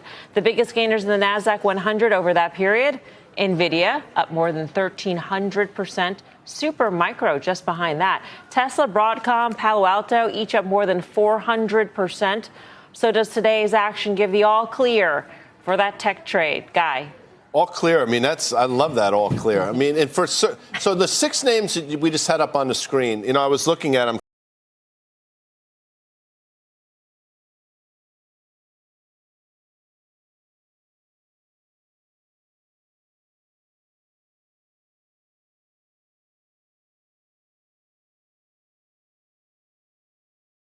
This is one of these moments. First of all, thank you for coming on. Oh, absolutely. Thanks for having me. I read through all the things, and particularly your terrific talk that you gave at Goldman Sachs, and you just gave. And I come back and I say, oh, my, Boeing being able to make planes again means a great deal to you. And I think that people don't realize some of the hobbling that you had really was related to Boeing.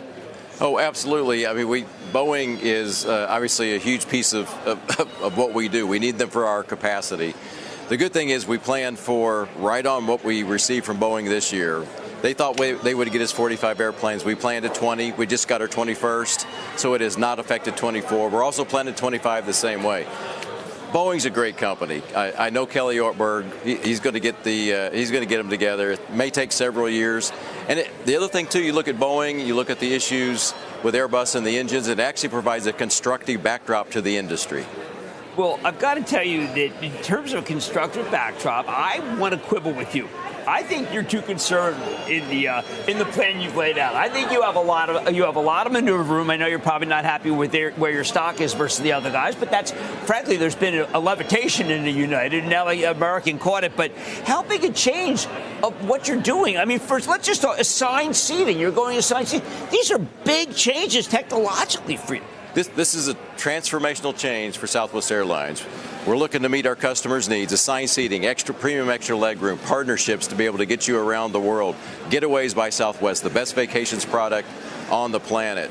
We are putting in technology that manages the operation.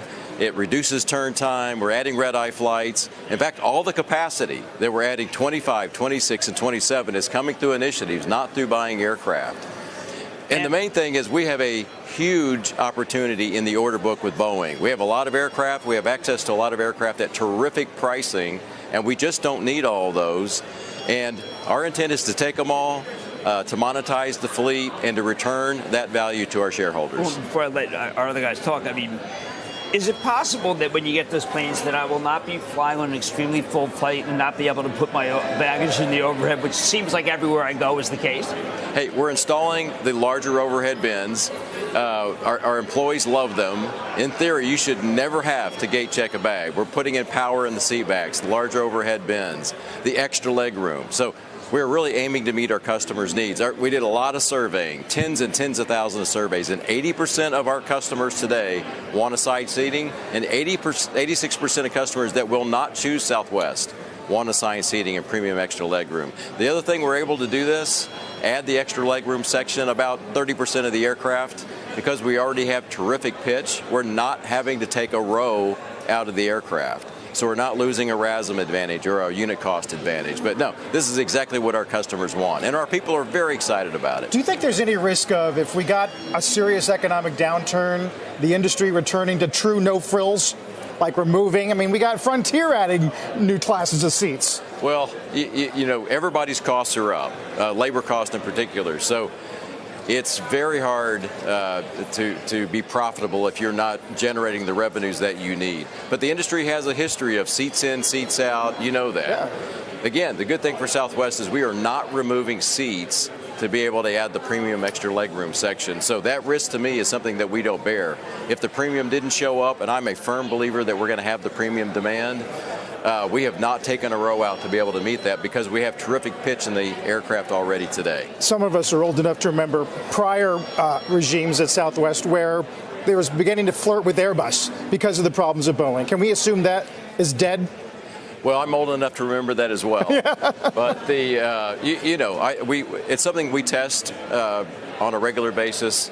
And I would just say that as we think about where we're headed, you've got to look 6 and 8 years out in terms of what your customers want, where they want to fly. Because if we were to order an Airbus aircraft today, I don't think we would get that before 28, 29 at the earliest. But as we think about what our customers need, that will determine the aircraft that we need. And that will enter the aircraft choice discussion. But no, we owe it to our shareholders to look at everything. Bob, a lot of your previous interviews on our network were about that fight with Elliott. It was pretty nasty, but it came to an end. You've got a lot of new directors as a result. How would you describe the boardroom now? I know it was only as of November 1, so I'd imagine you haven't had that many meetings, but I'm curious as to what's the conversations like now and how it's different. You bet. You know, it was an interesting summer with the activists and Elliott. And I would tell you that despite all that went on, the Elliott focus, despite our whole plan was already underway, but the Elliott work sharpened our plan. And the new board and the new board members will sharpen our execution. It will. We've had a board meeting. We have 5 new board members that came from Elliott. We had also added Pierre Breber, CFO at Chevron. We added Bob Fernaro, former CEO of Spirit and AirTran. And we had added Rakesh Gangwal, industry veteran, started Indigo. So a lot of new board members. But the very first thing that we did in the board meeting was talk about how we're going to work together. And we are all dedicated, not as Elliott members and former Southwest prior board members, but we are dedicated to, as a board, to do good for Southwest Airlines and our shareholders. So we're aligned around that cause. If anything, the new board will push harder, more challenging discussions, and I think that is good for Southwest Airlines. Going to push you harder, too, I would imagine. I mean, it must be a bit startling for you to step into a boardroom and basically look at almost all new faces. Well, it's about 50-50. We do have 4 former airline CEOs on the board now. I view that as a good thing. The folks that we've added have run everything from legacy carriers to ULCCs. So they know a lot, and they can challenge me. I welcome the challenging because the challenging will make us a better company, and the challenging will push us to hit our plan. And I'm accountable to that. There's one CEO at Southwest Airlines, and that's me, and I'm accountable to delivering on the plan that we put in front of us.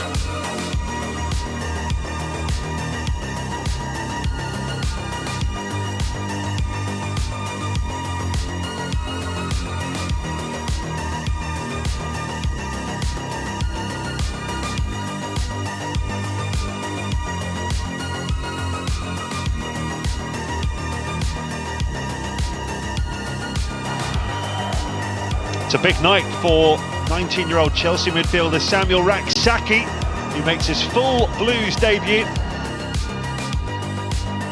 There's no Cesare Casadei, who's suspended after his red card against Heidenheim. A number of players haven't travelled, including Noni Madueke. Pedro Neto starts as he's banned for Sunday's Premier League game against Brentford.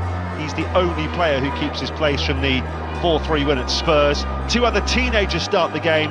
Josh Akiampong in defence and Tyreek George in attack. A European debut for Akiampong.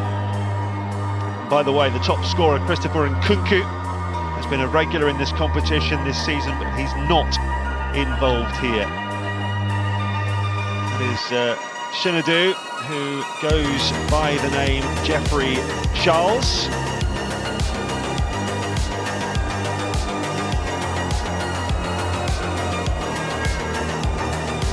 So we're good to go.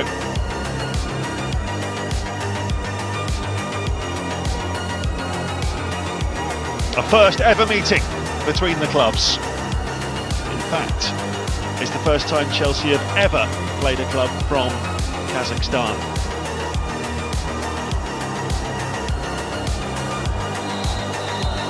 So away we go, a 7,000-mile round trip for Chelsea.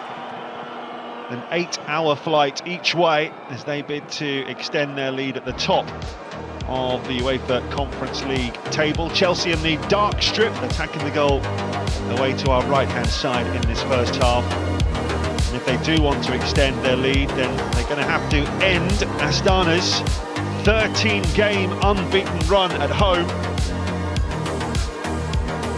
Blues already through, but a win here would guarantee a place in the round of 16. I should think whatever happens here, Chelsea will be just fine given the way they've romped through this competition so far. The first ever Conference League campaign. A club with 2 Champions Leagues, 2 Europa Leagues, Cup Winners' Cup, Super Cup, etc, etc. They would love to add this trophy to their bulging trophy cabinet. They're certainly favourites to do so. Got a free kick there, not going to get one. It was the Spanish striker Marc Guiu who went over.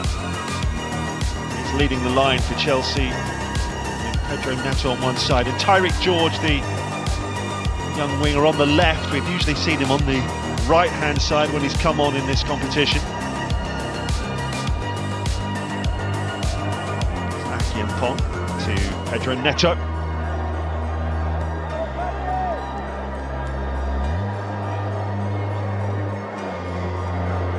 Just eluded Carney Chukwuemeka. It is a hybrid surface here, by the way, with plenty of undersoil heating.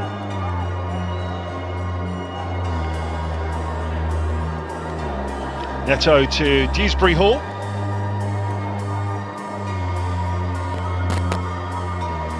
This is not Astana's home stadium, by the way. The Astana Arena is currently being renovated.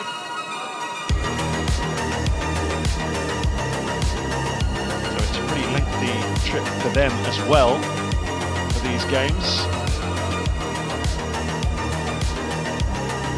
Raksaki. This time they will get the free kick, Chelsea.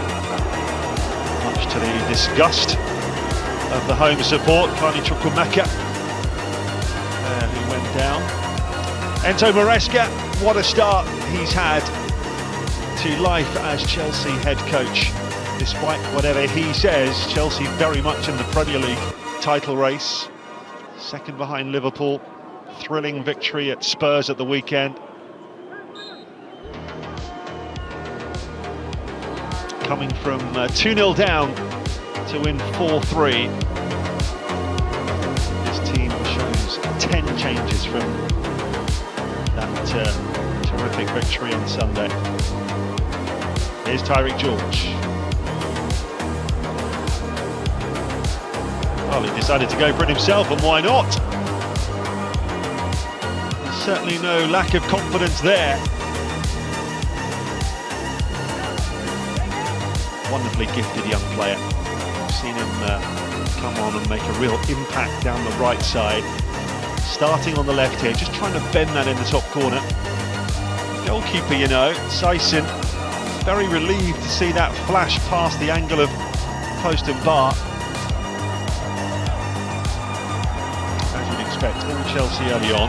This is Amanovic, the Macedonian player for Astana. Forward it goes by Kalaitsa. That's a good ball up to Jeffrey Charles. Borigovsky. Familiar names from the Kazakhstan national team. Both in the starting 11 and on the bench. There's no flag there against Tomasov. Now there is. Tomasov wearing the armband in the absence of Bajsebekov on the bench. There is Grigory Babayan, the coach of Astana. Touch and go for him and his players as to whether they do qualify for the next round. It's certainly not going to be an automatic place. They're very much in contention for one of the many playoff places. Reminder that the top 8 in the final table after match day 6 will advance to the round of 16 in March. The next 16 teams in the 36-team table will all play each other in the playoff round in February. If you happen to be from 25 to 36, then you're eliminated. That's what Astana are trying to avoid. Great run there from George. Couldn't pick out Guillaume. Swung away though by Marroquin.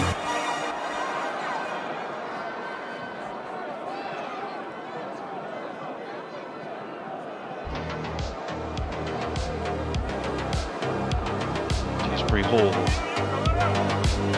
Wide by Akiampong to Pedro Neto.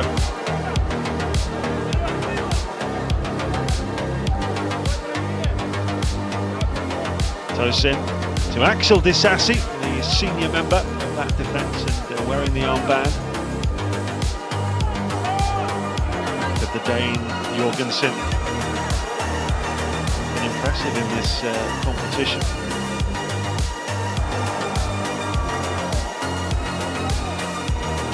Chelsea have never previously won all 6 opening stage matches of a European competition.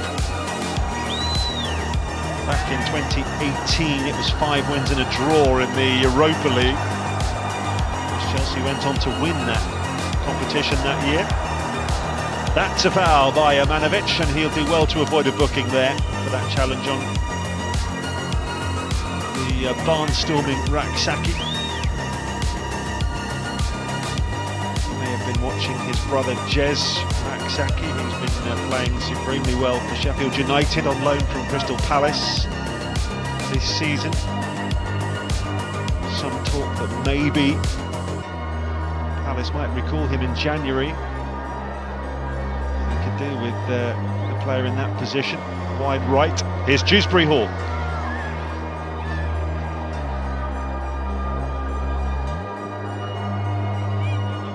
Here is Raksaki. Plays in a different position to Jez. Much more central. Chukwuemeka to Raksaki, seeing lots of the ball. Aki and Pong. Good looking ball for Pedro Neto. Brilliantly done, and goes for it.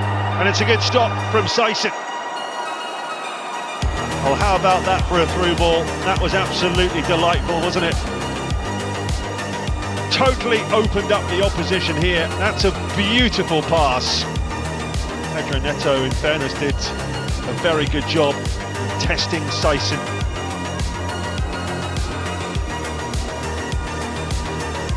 Total defence splitter there from the young midfielder. Sison not impressed. First corner goes Chelsea's way, to be taken by Dewsbury Hall.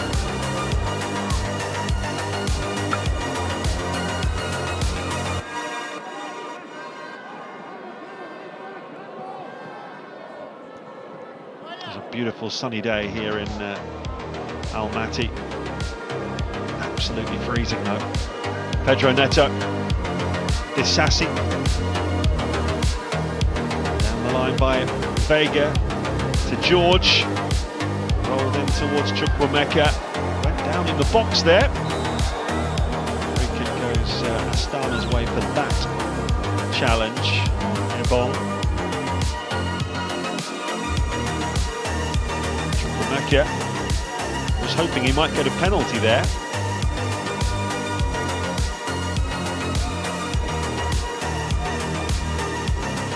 These bitter conditions. It's the sort of game where Chelsea will be very happy to flee the scene with a 1-0 win, get back to London. Yeah, that's not a penalty, is it? Marakin's challenge.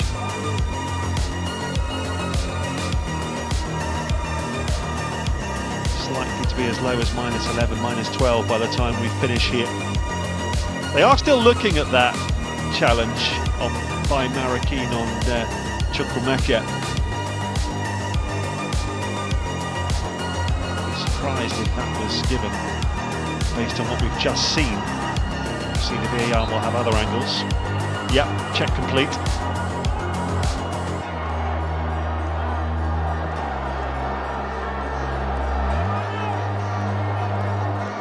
Dewsbury Hall. Pedro Neto. Someone that could wreak havoc with this Astana side. Just needed a slightly deeper cross.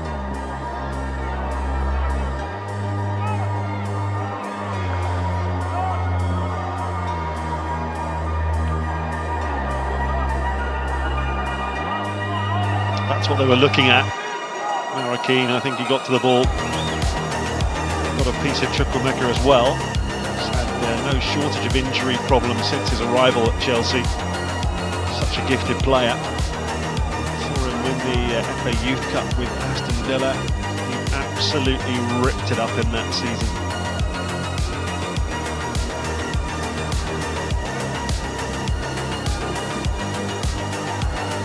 Disassi, excellent ball.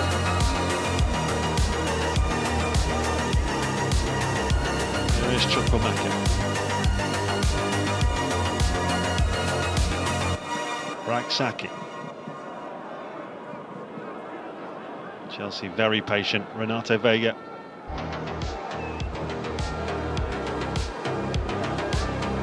Neto. Pong. Tosin. Good looking ball that for George. Offside though.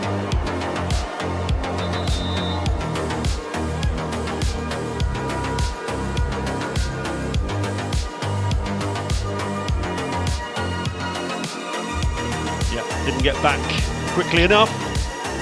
Tyreek George crossing himself there.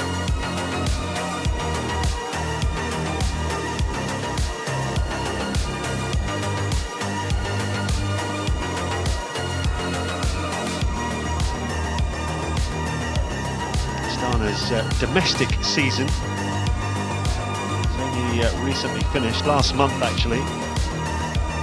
Rather sickening for them. They just missed out on the league title.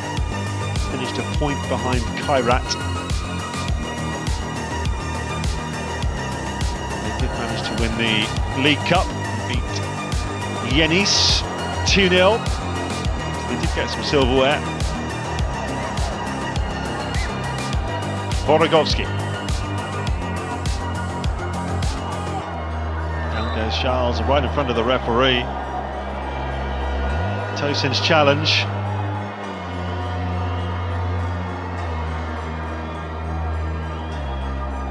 Just tried to nick it there. Tosin failed to do so. Charles again. Number 9's a threat, you know. Oh, that's extravagant goalkeeping from Jorgensen. Tomasov won't get there. Extravagant but effective. Renato Vega. Raksaki. Aki and Paul.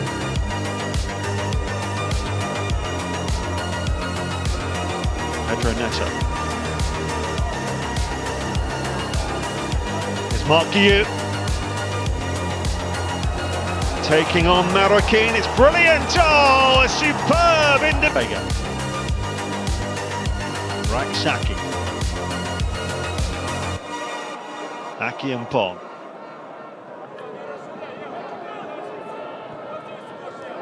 Pedro Neto. Here's Mark Guiu. Taking on Marroquin, it's brilliant! Oh, a superb individual goal from Mark Guiu. Brilliantly done. This was a magnificent goal. Raced away from Alexander Marroquin. He's an excellent international footballer, by the way. And he just picked his spot. Sison coming out. That's a superb goal from the young Spaniard. And Chelsea deservedly lead here.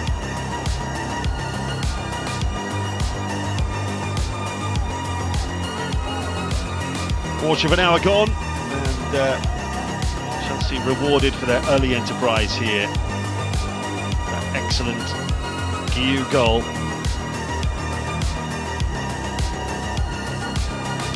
Remember, Astana have only scored twice in the first 4 league phase games. One by Kalaitsa against Vitória, the Portuguese side, and then Kaju Kolovas scored against the Serbian team TSC. Chukwuemeka, throw to Chelsea. None of the Astana forward players have scored yet in the competition. The strikers and the attacking midfielders have all drawn a blank.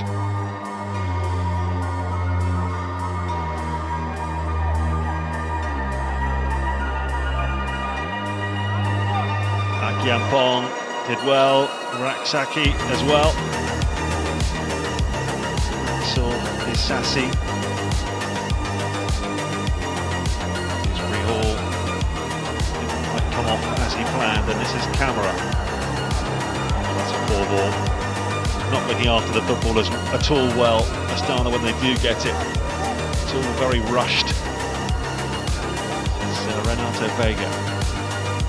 Very impressive, the young Portuguese left back / left wing back in this competition. Obviously, you always have to take into account the quality of the opposition.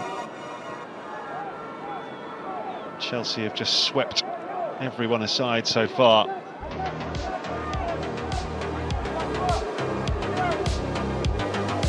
Pedro Neto. To get away there from Ivanovic initially, but Camera will bring it away for Astana.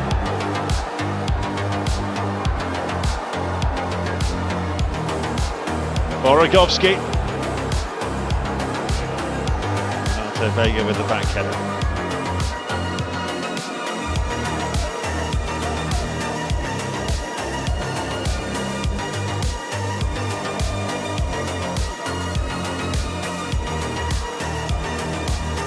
Chelsea were to win a third successive away win in Europe, that would be their best run on the road since they won the Champions League 4 seasons ago. 5 in a row on the road in Europe that season. Pedro Neto heads for the byline. Oh, great ball, and in. Guiu's there again to take the game away from Astana.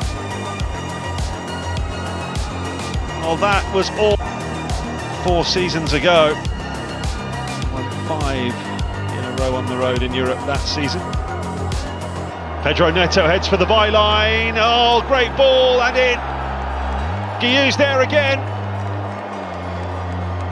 to take.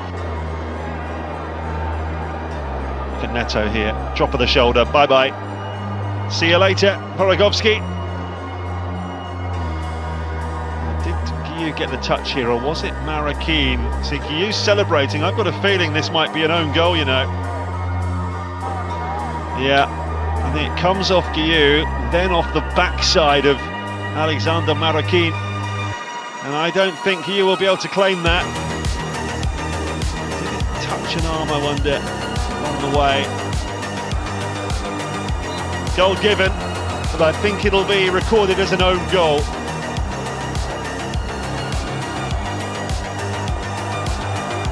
Either way, Chelsea in complete command, and Astana have got to be careful it doesn't get ugly here. Jeffrey Charles exchanges passes with Borogovski. The offside flag goes up.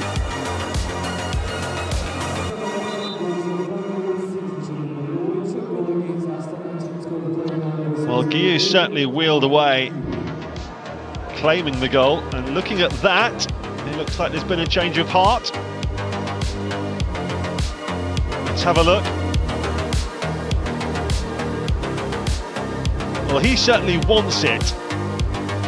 He gets something on it. It's not pretty, is it?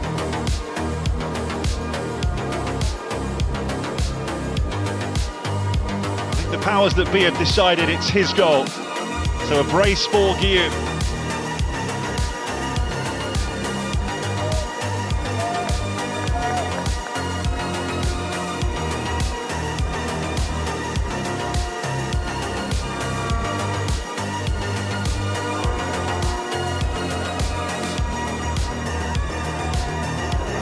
Renato Vega looking for Chukwuemeka.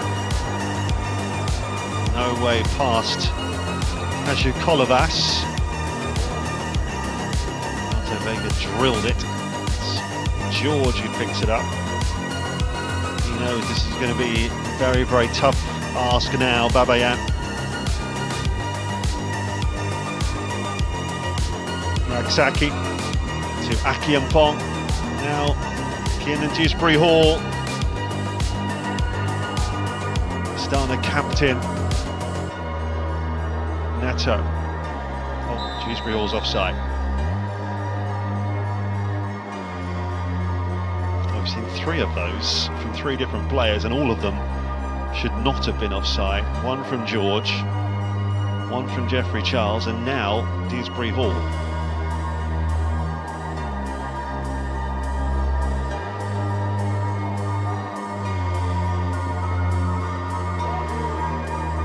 So 2 goals in 5 minutes, it's been confirmed from Guiu. And Chelsea a real stranglehold on this.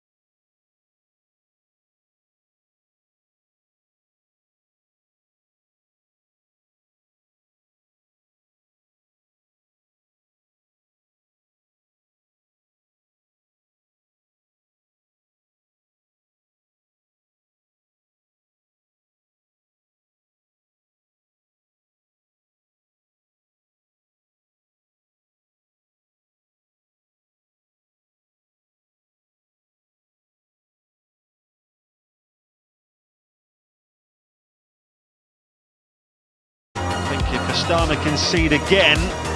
That will be that. Right now they're just about clinging on.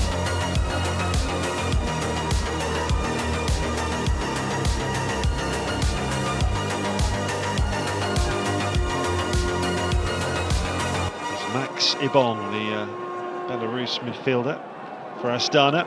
It's a poor pass. That's what they can't afford to do against Chelsea. Chelsea in a dominant, commanding position.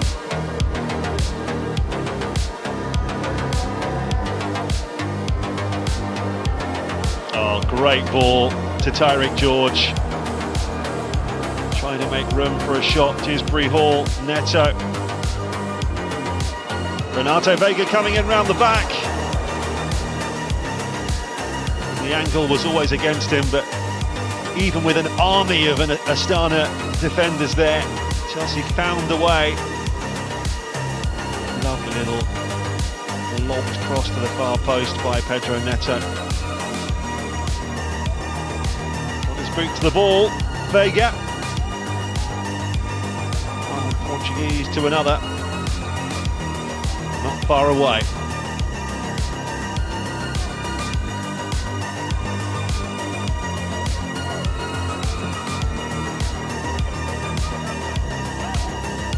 Surprised to see Chelsea with over 3/4 of the possession. View brought down. Free kick to Chelsea and a yellow card as well for Amanovic.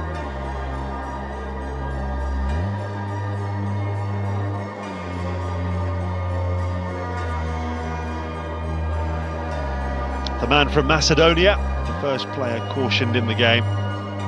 This is why. Down the instep. Breaking the studs down the instep, painful. Particularly in these freezing conditions.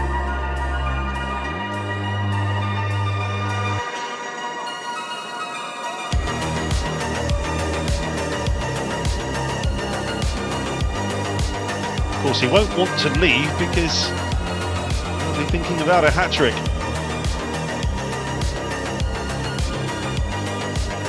He's going to come all this way. He might as well go home with the match ball. Shake of the hand from Amanovic and Mark Yu.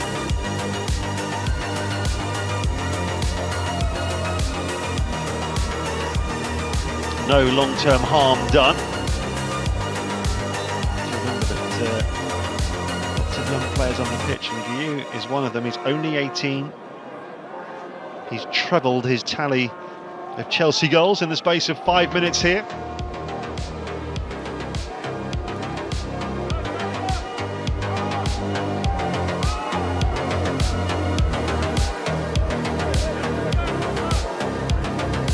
He only turns 19 next month, 4th of January.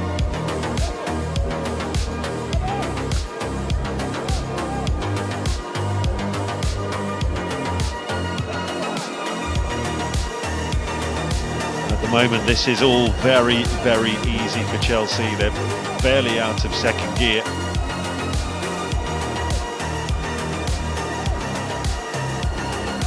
Of course, it'll be a completely different team against Brentford at the weekend in the Premier League. Maresca has managed the squad quite brilliantly so far. The teams in the Champions League haven't had that luxury of making wholesale changes. Disbury Hall with a little layoff, wants the return. Camera. It's a foul. Saki. Beg your pardon, it's Akimpong who just with the little body check. Just coming up to the half-hour mark here in Almaty. Chelsea leading by 2-0.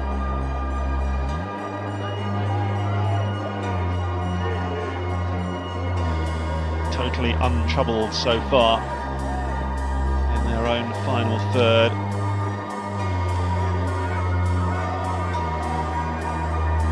Eight attempts to nil is the story of the first half an hour. Pedro Neto. You done brilliantly well again against Marroquin. Just too strong for him. He may only be 18 years of age, but he just totally ragdolled Alexander Marroquin again.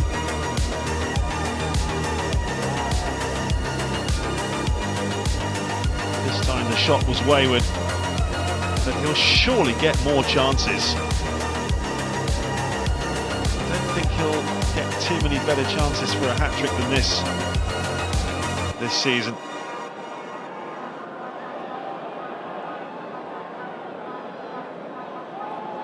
Dewsbury Hall, camera was completely dispossessed. The greatest of ease. George.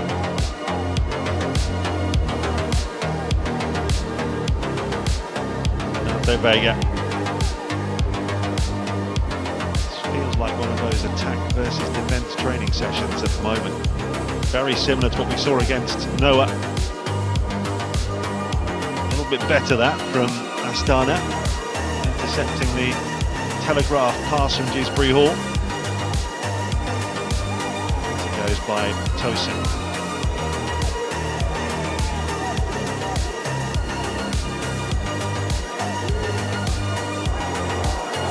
Leitzer. Another wayward pass. They win it back and then immediately give it away. Much to the consternation of their supporters here.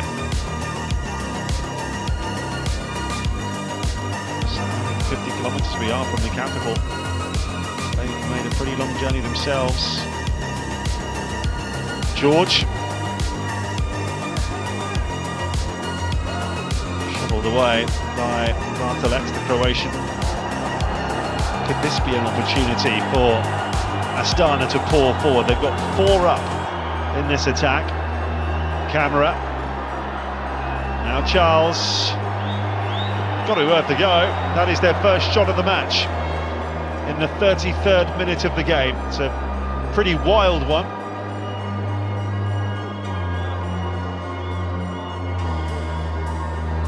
Jeffrey Charles Chinedu been working very, very hard for the team with little reward. Thoroughly enjoyed himself in the preliminary rounds of this competition. Rather more hard going in the league phase. Guillou, good stop.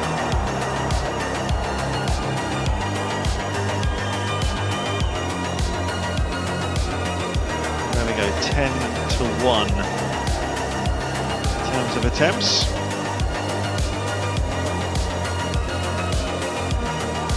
2-0 certainly more than fair reflection of what we've seen.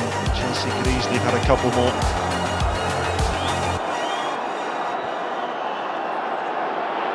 Amanovic. Tomasov. They kept it in, but only for Vega to get it down the line and release Tyrick George. He'll try and use his pace here. That'll do. Dewsbury Hall.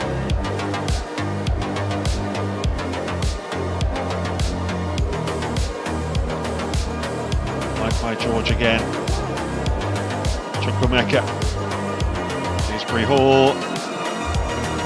Back out to George.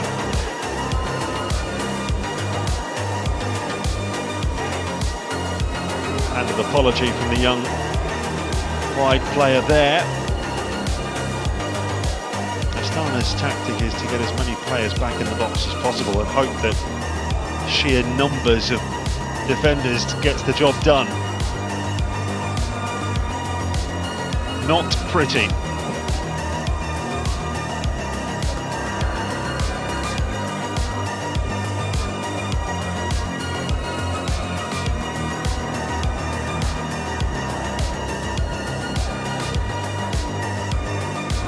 Tosin.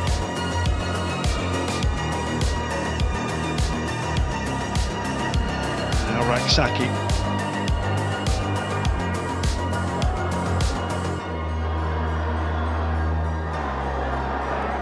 Akiampong.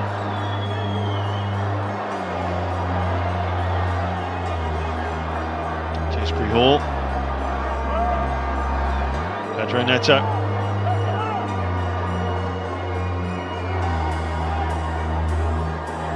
Tosin. Disasi. Miscue from Akiampong. It's Charles who gets it forward for Tomasov. Can the captain reduce the arrears? It's Charles. Well, it's a first attempt on target from Astana, but a little more than the back pass really as far as Jorgensen's concerned.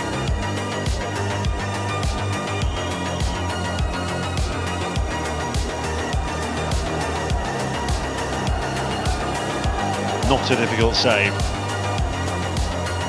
but better from Astana.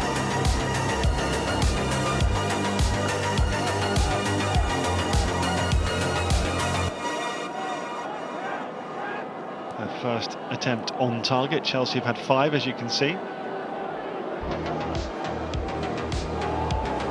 2 of them going in.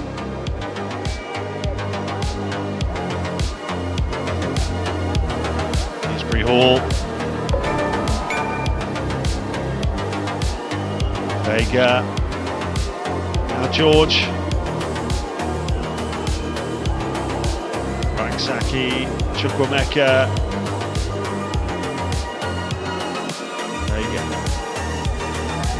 Disasi. Tosin.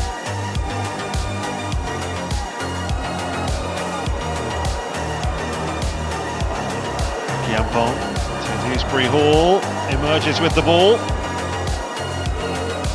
Chukwuemeka, Neto, Guiu. Pedro Neto again.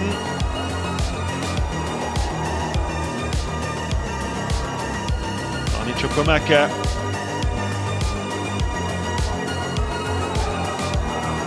They all want to touch, they all want to be involved. Akiampong. Fabulous run.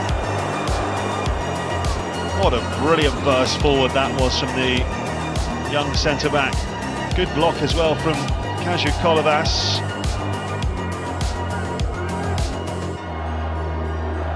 Just kept on going. Neto to Akiampong.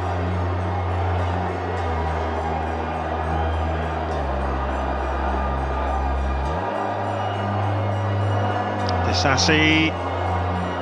Don't think it was aimed to Chukwuemeka, but he'll take it. Oh, and the deflection. Could have easily deceived the goalkeeper. Came off Marakin.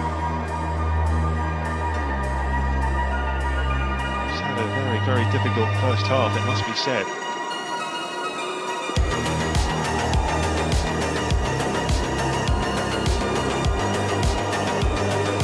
Needed saving. Needed saving that by Sison. Chelsea will have a second corner. I wouldn't be surprised if we saw some changes at half-time.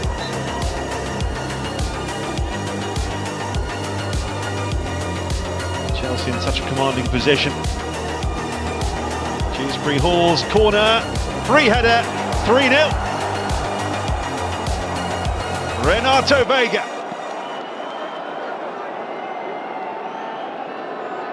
Well, what on earth was going on at the back there for Astana? That was almost embarrassingly easy. Dewsbury Hall's in swinging corner, and Renato Vega with a completely free header. Would have been very disappointed not to score. Adds to the goal that he got against Ghent, match day 1. He played beautifully at Stamford Bridge. Well, you've got to do better than that. Defensively, that's shambolic.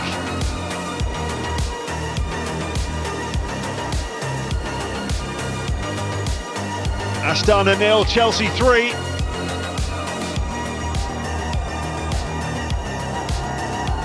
Goals don't get much simpler than that.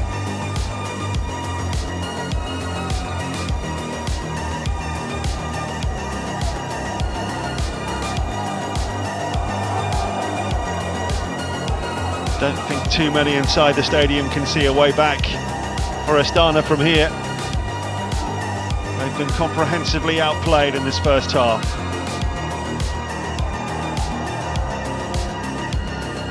Chelsea really are relentless this season. There'll be no easing off. These players know they probably won't be involved at the weekend. They'll want to impress, try and force their way into the team.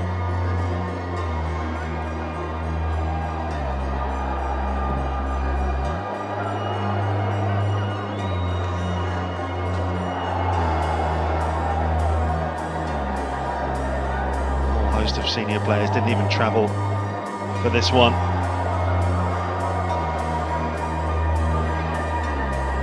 Obviously a number of players, Cole Palmer included, not even in the squad for this competition. Chukwuemeka. George to the left, he said he's found you. Actually allowed to turn in the box there. Away by Amanovic. Neto. Not too much to do this time. There's a foul there by Neto on Amanovic.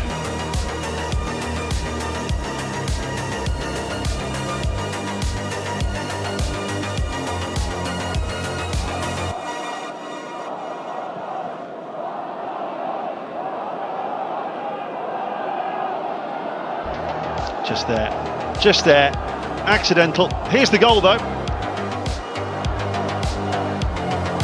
All he had to do really was get that on target. There's no one on the post. Yes, holding up three fingers for 3-0 Chelsea.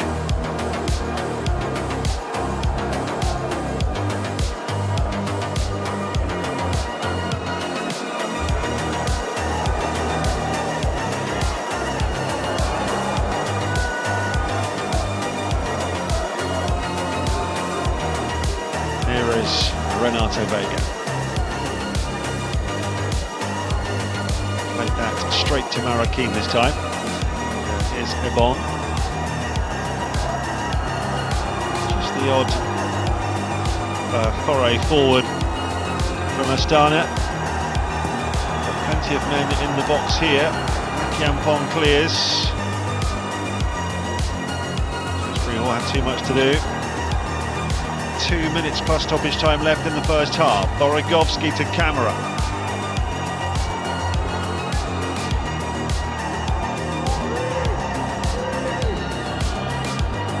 Kalaitsa. Ebon. It's as much possession as we've seen from the home side. Borogovsky. Down goes Charles. Cleared by Yampong. Camera. Done well there. Amanovic to Camera. Kalaitsa. This is certainly the most threatening that Astana have looked in the whole game.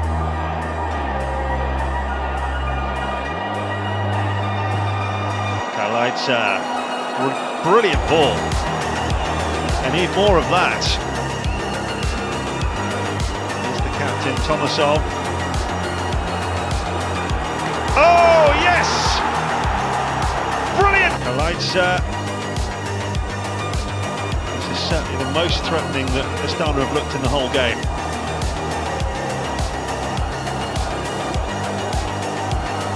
Kalaitsa.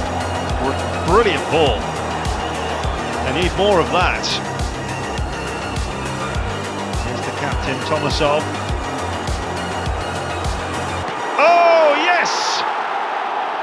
Brilliant goal! And Marin Tomasov of Croatia with a superb finish, wriggled away from Renato Vega.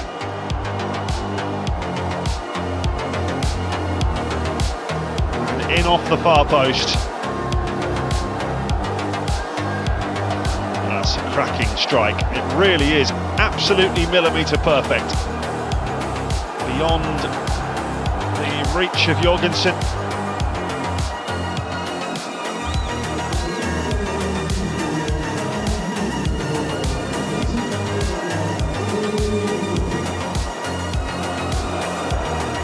The back-to-back clean sheets in the competition. Chelsea do concede here.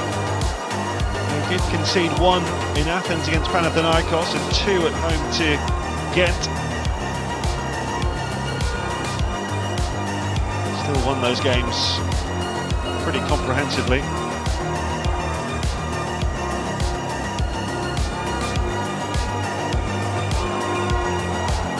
They really just switched off. Mecca looking to get that through to Guillou. Tyreek George will retrieve with a minute of stoppage time to go at the end of the half. Triple Mecca. Raksaki. Desassi.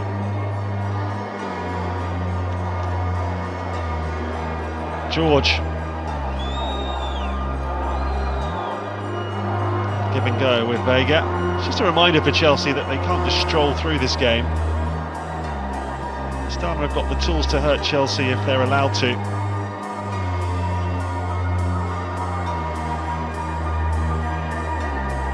Akiempo. Dewsbury Hall. Guilty of giving the ball away a couple of times, Dewsbury Hall. Always so neat and tidy.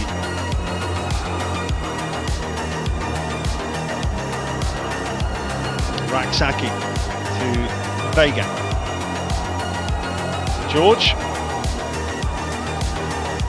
That will be that for the first half. Well, Chelsea utterly dominant. Roared into a 3-0 lead.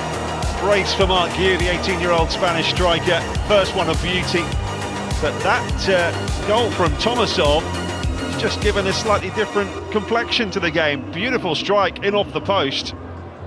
And the second half will be interesting here in Kazakhstan. Half-time, Astana 1, Chelsea 3.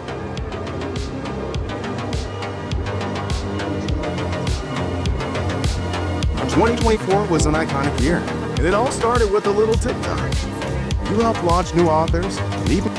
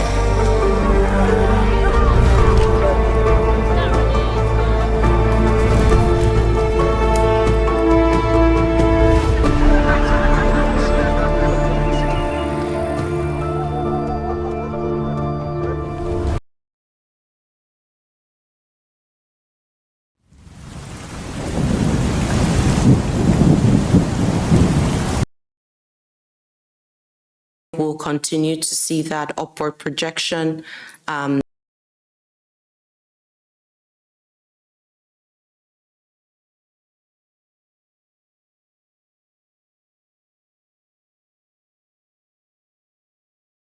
Has anything to do with the fare evasion on the bus? And secondly, besides cracking down on fare evasion, what are you going to do to try to make buses safer? Yeah, well, listen, we think buses are safe, right? Like today, we'll probably move 430 35,000 people on bus. We are an incredibly safe part of the entire system. Obviously, when something happens on Metro, it's A-block news for you guys versus if it happens at an office or somewhere else. So we understand that. But with that said, so it's a safe system. But there is obviously some nexus between fare evasion and crime. But it's not 100%. I've said this from the start when I got here. Everyone that fare evades is not a criminal doing other criminal activities, but almost universally, anyone that commits serious crime also fare evades. So on the rail side, it's a little easier because it's a fixed system. So we put the gates in, and we got the law changed in DC, and we appreciate our partner on that. Citations went up significantly, and all of a sudden, crime is down, patrols are up, crime is down, fare compliance is up. On the bus side, we have done a lot more, by the way, on the bus side. So it hasn't been that we haven't done anything.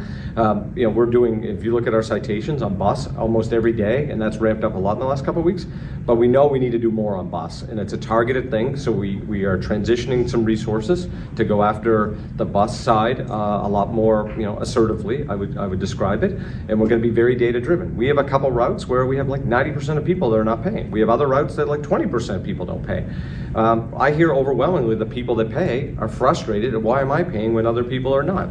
We're not a profit-generating organization. This isn't like, Metro has a bunch of money. That helps fund the service people get. So a lot of these routes have high frequency, and to pay for those services, we need to collect fares. So that's all this is about. It's just a fairness equation. We don't want a lot of arrests. We don't want a lot of citations. We want people to follow the law. Just like I think people that use the roadway, we want people to be ticketed if they're running red lights and they're double parking. The rule of law has to exist in society, and these are the rules, and we need people to comply. So that's what we're going to focus on. And I've heard a lot Tom, hold on. I'm getting a little interference. Let me steal this stick. Okay. The cue. Okay. It's very minor, but. Okay. Then we can mix. I had one quick follow-up when he gets that. Thank you all. Tom's going to ask all the questions. About the same time. It's like a pit stop. Basically, Not ready yet. Do you guys want to defer to Tom on a follow-up, or would you want to rotate? That's your call. All right, Tom has. That's a pretty long one. Let's okay. Then we'll just go back. Yeah. Well, I want to wait for Brian to be ready. Thank you all very much. I'm good. You good? Okay. So, there is something more personal with the bus, though, right? Like, you've got the bus operator right there. They're obviously not supposed to get involved with any sort of fare dispute. How do you make sure that there isn't any sort of, physical confrontation? Or how will this be carried out? Sure. So what we've been doing, and we're just going to do kind of more of the thing we've been doing, and maybe some other innovative ways, is so we'll take a place, say, and I use this purely example, a place like a Silver Spring where there's a lot of bus bays, or a Minnesota Avenue, or that type of example. We may have 3 or 4 officers, but now we might target them with some special police or transportation supervisors, and we'll spread them out at the different bays, and they'll just stand by the door, and basically, if you don't pay, you're not getting on. So this isn't like us sneaking around and ripping people off the bus. That's not what this is about. This is mostly at terminals or our very largest bus stops, and most of it's going to be just at the door. You're not getting on the vehicle unless you pay. With that said, we've been doing a lot of plainclothes work. We've been doing this on Georgia Ave on the 70s specifically, and it has really kind of helped us. We've taken some people off with warrants, future for justice, stuff, some of those kind of situations. We'll have some plainclothes on board, followed by a uniform vehicle. They notice different activity that's going on, they'll radio, all of a sudden that bus stops, the officers will go forward, say this person wearing brown jacket is doing the following, and we'll take them off the bus. Because we don't want to actually impact service significantly. We want to keep the buses moving, obviously. Our job is to move people. But I think plainclothes gets people's awareness, like we were watching. We're also using our video system to monitor as well. So we're trying to go at this a variety of ways, but we want people to just respect the rules of the road in this case, pay their fare, and then compliance goes up. We'll have more revenue to close our deficit and deliver more service. We just passed a better bus network that has a visionary network component. If we had more resources, everyone in the region wants us to run better bus service. If we can generate $5, $10, $20 million more revenue, it goes to running more service for the same people that want to use the bus. So it's, and $2 or $2.25 to get around is not significant in the scheme of what it is to get around other ways. So, and we got Metro Lift and other programs. So that we're going to do a variety of ways, but it's basically uniform or plain clothes. And we wanted people to know Metro is going to be out there in a higher visible way, and we're going to communicate more on the bus side than we have been doing, and that's really what we're focused on. Tisha with Fox 5. I have a couple of quick questions concerning the crackdown, I guess, that you guys are planning to have on people who are evading fares on buses. What do you say to people who have some concerns about this could potentially, place bus drivers in harm's way. Unlike a train where you hop the turnstile and get on the train, a bus is a lot more intimate setting. So are you saying there's going to be a plainclothes person or some type of law enforcement presence on all Metro buses, or what exactly? No, of course not. We run 15,000 trips today, so we can't do that. No, again, as I just explained, so it could be a bus bay where we have 3 or 4 bays at a terminal, and we might have an officer lined up at every other one or every single bay, and we might do that for 6-7 hours straight. No one's getting on the bus without that. The bus operators, quite frankly, are very frustrated with people not paying fares. This is actually to enhance safety for our employees on the system. Unfortunately, people once in a while will get one of our operators assaulted. No one's assaulted a bus operator that pays their fare. No one taps their card, says "I know who you," and then assaults a public servant employee.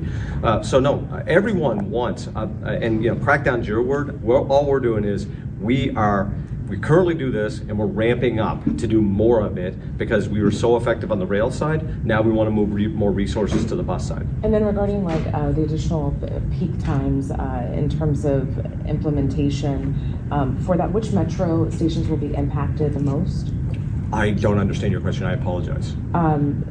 Okay. Yeah, if you want to rethink and reframe, I'm not trying to avoid. I don't understand. Yeah, thank you. Just to clarify what you were telling about Adam with, say, the 70, that's not just looking for fare evasion, that's looking for other crimes as well. So, I mean, how much is the presence of transit police and the special police officers on bus right now, and have you ramped it up to try to keep the buses safe? Yeah, so we're not going to get into the exact numbers and hours and all that because we want, especially on the plainclothes side. So we have people out there, so when I got here, we didn't have a bus police team. There was one years ago. We reconstituted that, so we have a dedicated group of officers that only do bus every single day. What we're doing is surging and flexing in more officers and some civilian staff to work in partnership to really focus on fare evasion. But when we do fare evasion, so fare enforcement, we actually then sometimes we'll do warrants, because if someone refuses to comply, we'll run the name. They could get warrant, they could fugitive for justice. We've taken over 200 people with warrants and fugitive for justice off the system since we've really started enforcing heavily in the last year or so. Those are people that everyone wants off the system, right? So then all of a sudden that impacts crime as well. So again, we are looking to run a great bus system. We want as many people on. We want to be that affordable transportation for people to get around the region. But the campaign's pretty simple. Your fares pay for service, and that's what we're really focused on. And probably what you were asking about, but the things with sending some yellow line trains back to Greenbelt, peak service edition. I mean, is all of that likely to be in the budget you propose next month, or are you just considering at this point? Put it in your own words. Yeah, well, listen, we are going through the data. We're one of the things I came in when I got here is transparency makes great policy. And so this is a couple months where we showed where there is need, there's demand, and where there's capacity constraints, or where we believe we're running too many trains and where they could be better used. So one, ATO and going back to design speed creates savings in the system because it's safer and more efficient.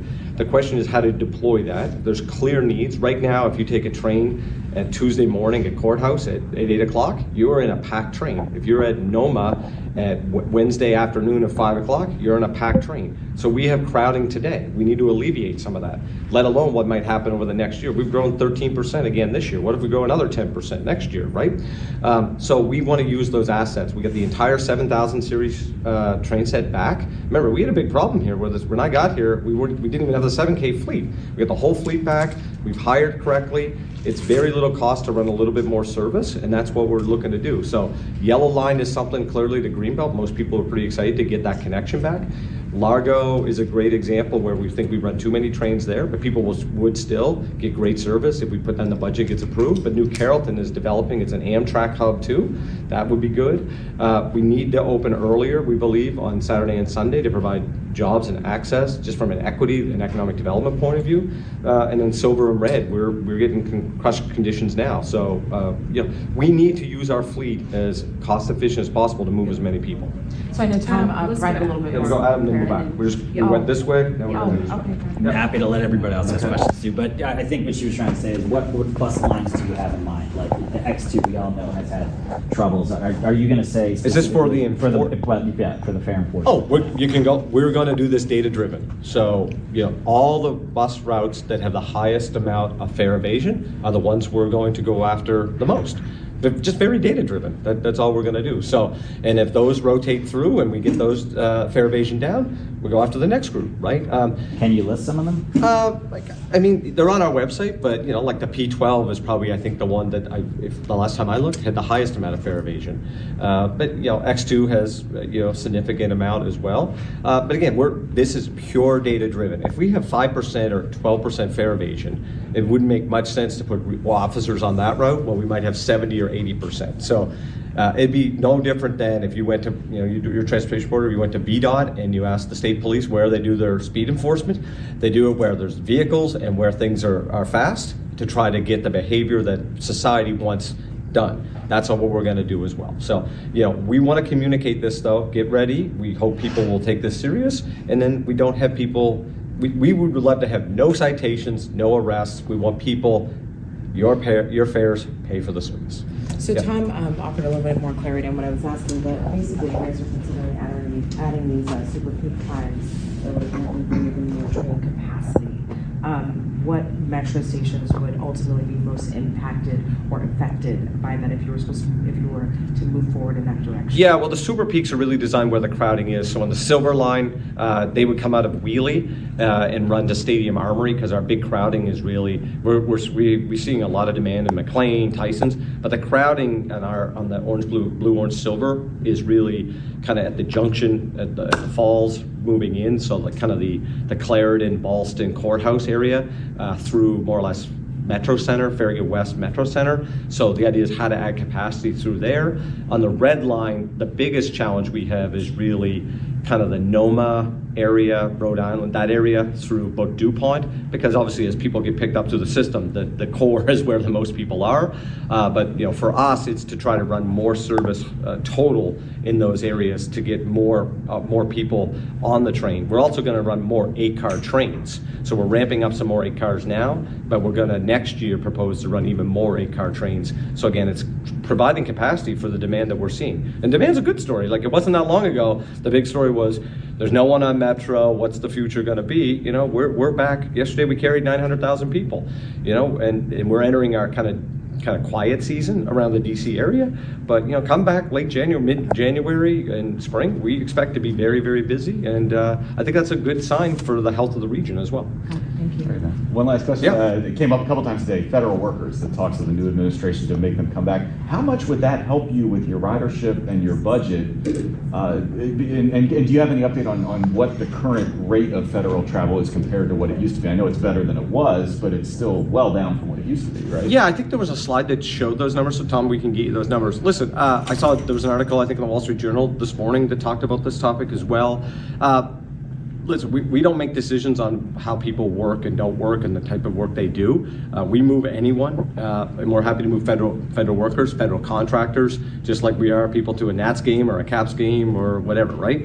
But obviously, if we get more federal workers back on the system, that not only brings more revenue to the system, and they do the smart trip benefit stuff to the feds, so that's paid, but we also have a healthier system, right? The more people that use transit, until a point that it's so packed, understand. But generally, the busier the system is, it's a healthier system. It's a safer system. It's like a park.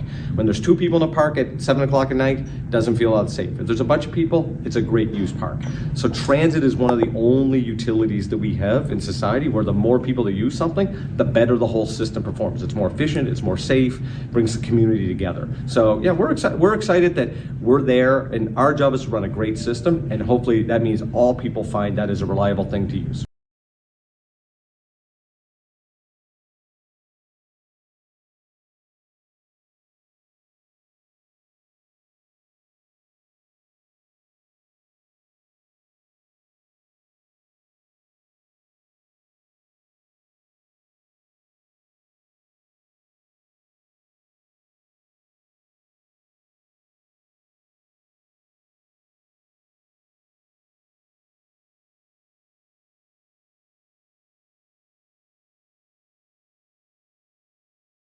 You know who's joining us right now on set? Once we mic him up is Bill Ackman, Pershing Square, been in the audience all morning long. Bill, welcome. Good to have you. Thank you. What'd you make it today? It's a great day. It's a great day because the president's in obviously great spirits. And we're stepping into, I would say, the most pro-growth, pro-business, pro-American administration I've perhaps seen in my adult lifetime, certainly. The president mentioned the word incentive and incentive theory. Upstairs, downstairs. How would you characterize corporate America's appetite for responding to those incentives? Ebullience. Yeah. So we just had a nice little ceremony, and CEOs of broad array of big American companies, and I would say everyone is incredibly enthusiastic, really about a new administration that's about efficiency, removing the impediments to growth, deregulation. I think a lot of confidence that comes from that. Yeah. Sorry, Bill. I hear that as well. Of course, the investment community, though, the things that seem to concern some people are the unknowns, tariffs and deportations. Do you share that at least concern, or what is your sense as to how that's going to go? The impact on inflation, obviously, is a key component, potentially, if both are quite deep and severe. Sure. So, look, I think with respect to immigration, the president's very focused on the safety of the American people and having an open border, not vetting people coming in, having criminals into the country. I think that's the number one priority, and that is actually pro-economy move. If you can get rid of people who are causing harm. That's 100,000 people, not 11 million potentially. Unfortunately, I think it's more than that, but that's a priority. I think the overarching theme is President Trump will do nothing that interferes with the success of the country, the success of the economy. That's absolutely his number. Other than our national defense, that's his number one issue. So I think he's going to be very thoughtful about tariffs. You do? I think it's a very powerful tool that can be used to level the playing field. I think that's what he wants. He wants a level playing field for the country.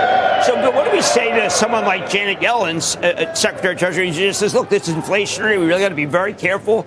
Many things can go wrong with what he's talking about. I mean, I'm not hearing that from you, obviously. Yeah, no, I would say I'm more optimistic about the economy, the country in a very long time. And do you find there are people out here that surprise you with being optimistic? You were very early on the bandwagon, but there are others who weren't, who seem to be, like Jeff Bezos coming.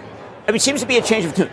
Yeah, I don't know anyone who is opposed to the business plan of this next administration. And I think, by the way, this is a bit of a self-fulfilling prophecy, right? If business confidence, the backdrop is you got a Fed that's lowering rates, right? You have inflation under control. You have a FTC which is going to be more thoughtful about allowing transactions to happen. That's very bullish for markets kind of generally. No doubt about it. We talk about it all the time. You've got the wealth effect, right? As markets, the biggest investment for most people today is their pension or their stock market related portfolio.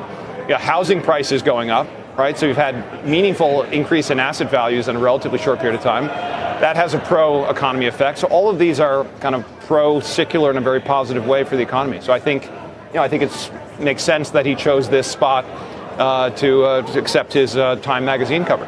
Making his way through, I think that's post 5 or 6, talking to some of the floor traders.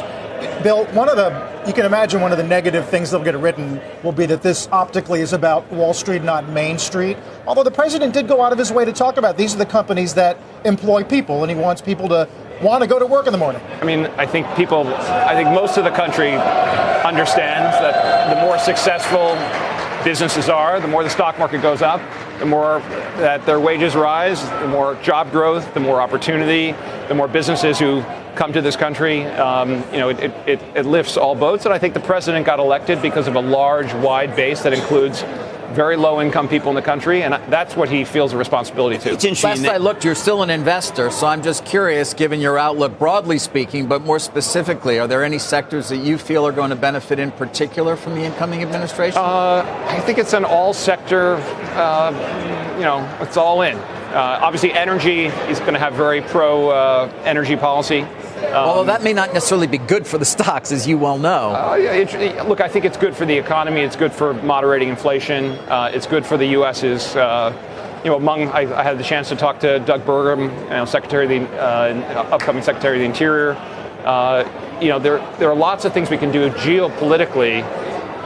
For example, being able to offer LNG to the Koreans, right? For example, something that we've not been able to do. And very important to that small country that feels very vulnerable without access to energy. These are things we can do that can improve our relations, that can help us on trade. Howard Lutnick is going to be a very strong advocate for promoting our United States and trade in a thoughtful way. Let's go over what some of the things he said. I mean, for instance, there are amazing things that he just said. His relationship with China. He actually said it's a good relationship. Now, when he left, there was a belief that perhaps China took advantage of us. He did point out that China does some things that are bad, but I do feel that he's offering some protection for Taiwan without coming out and saying, listen, we're just going to be with Taiwan. That is, of course, that's right in the face of the PRC. But it does feel like he's coming in more conciliatory versus trading partners. Look, if you follow, the first administration, he liked making friends with people, right? He went and shook hands with the North Korean dictator. That was a first for a U.S. president. So I think his approach is building relationships, but also being tough. It's sort of a carrot and the stick. And I think it's a thoughtful approach to foreign policy.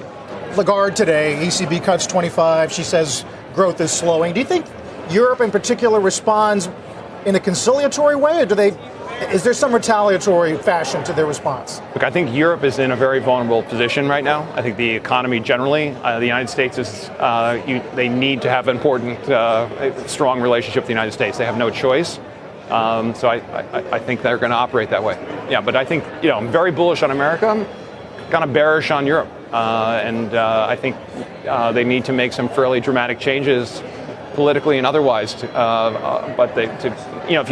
of the more powerful charts, you look at the market cap of companies, the number of companies above $500 billion or whatever here versus Europe. No innovation. There's LVMH. And then it drops off fairly quickly. Not to mention, I think France is borrowing at higher rates than Greece right now, which, I mean, the issue used to be in the periphery. Now it may be with the big guys, France and Germany, in terms of their economy. Sure, but I look at a successful America is, good for the world. It's going to promote growth globally.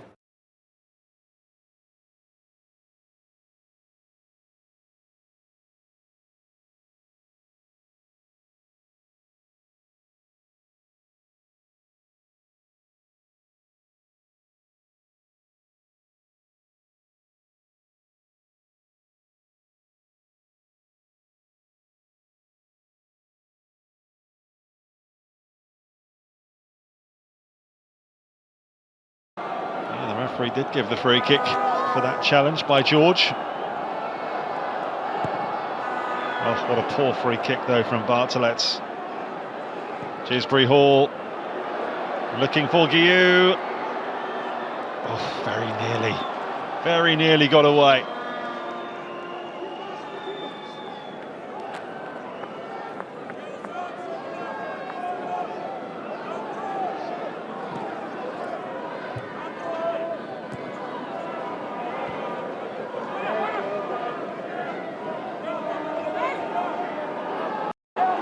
Good throw that. Tomasov. Well, camera made the run to the far post, but Jorgensen saw exactly what was going on there. Very calming influence, the Dane. He's no frills, no fuss type of goalkeeper.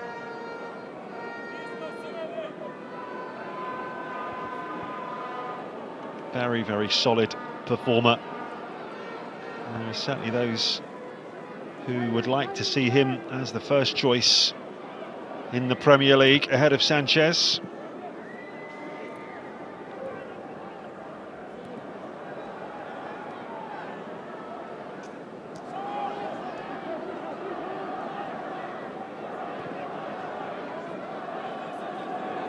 Disasi. Renato Vega. Looking to play that through for George, and very nearly did. Bartolets put it behind. Corner kick. Oh, that actually flicked off the luckless Tyreek George for a goal kick. And Maresca there talking to Harvey Vale. It's not really a night to be sitting on the bench, is it? Getting colder and colder and colder. These young subs have all got nice fleecy blankets.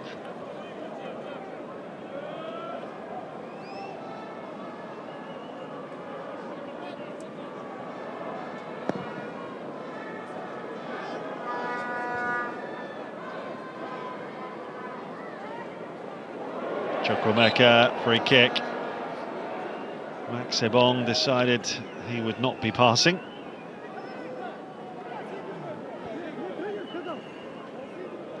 Trying to get in between the two of them.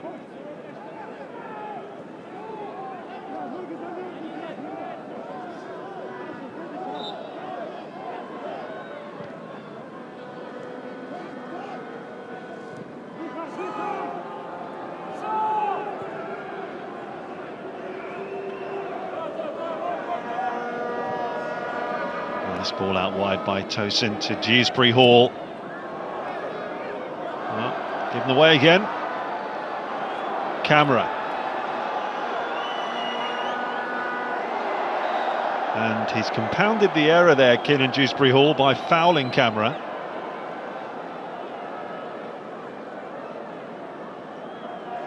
Hasn't been one of his better nights so far, Dewsbury Hall. He's shown some lovely performances in this competition so far. But he's struggled a little bit tonight.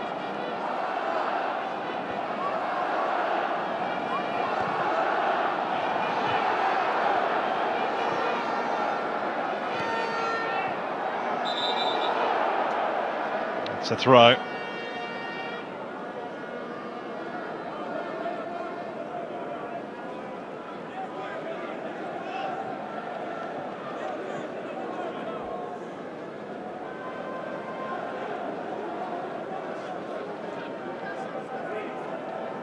Astana actually have the worst XG against figure in the competition. 10.5, even above Noah, who lost to 8-0 at Stamford Bridge.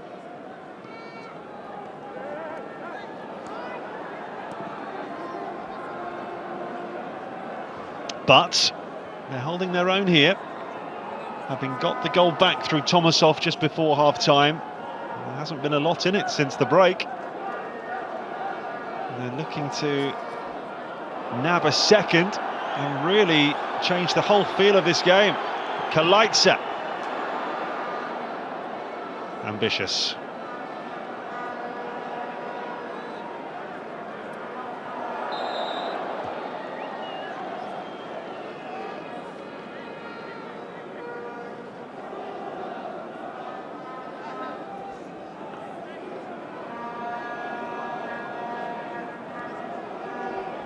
Not quite as happy as he was at 3-0.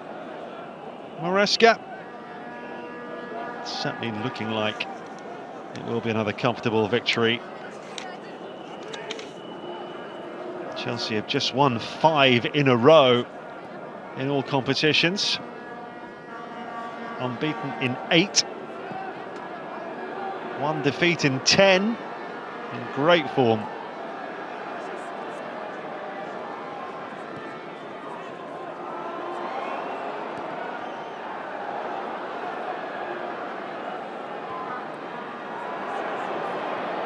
Chukwuemeka. That's a good ball. Dewsbury Hall. Options right and left. Well, he played that behind Chukwuemeka.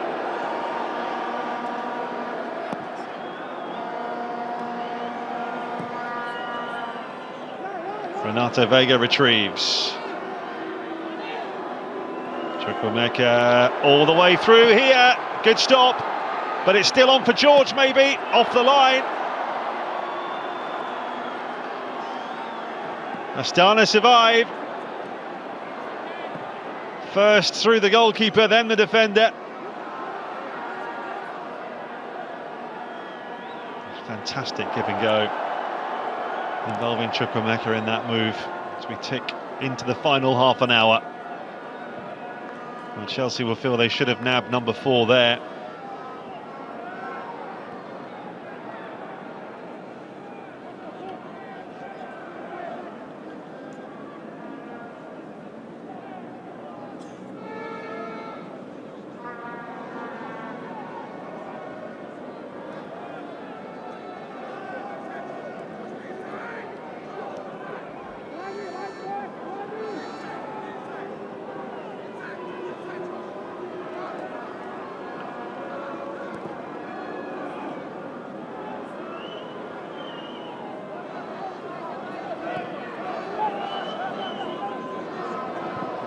Now Vega's found Dewsbury Hall. That's a much better touch.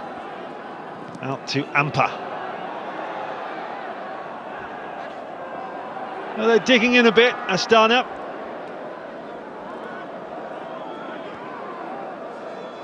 Shown a lot of character and heart in this second half. They'll be so disappointed with the goals they conceded in that opening 40 minutes. Particularly the killer third one. Simple free header from a corner. Disassi to Dewsbury Hall. George. Ricochets harmlessly through to Sison.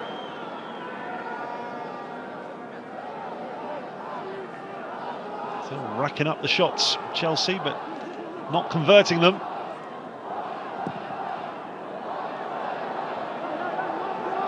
"17 attempts to 5 in Chelsea's favour.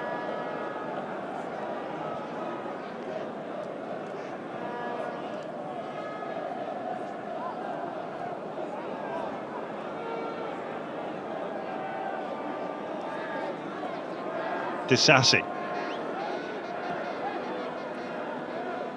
Chukwuemeka.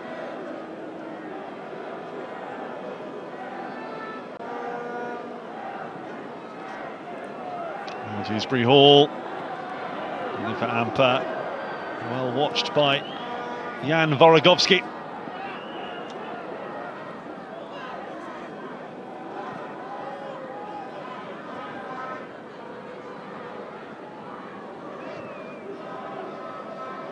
Certainly more goals here for Chelsea if they really want them. Chukwuemeka. Done well there, and he's got the shot on target as well. Just didn't quite get hold of it. Sison with a very comfortable save. That's another attempt on target through the legs of Marakin.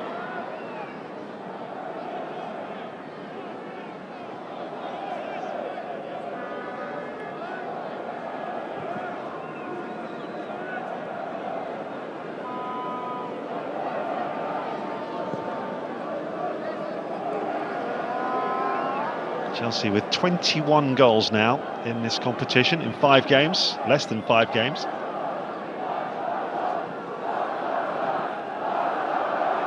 Conceded 4. Chukwuemeka. Well, the idea was right, but Vorogovsky read it just as well as the rest of us. Trying to squeeze it through to Ato Ampa. I'm sure we'll see more of the youngsters as well in the not too distant future. There's Richard Elise there, brother of Michael. Harvey Vale we saw. Keanu Dyer, another midfielder. Caden Wilson, the defender. Shim Mahuka.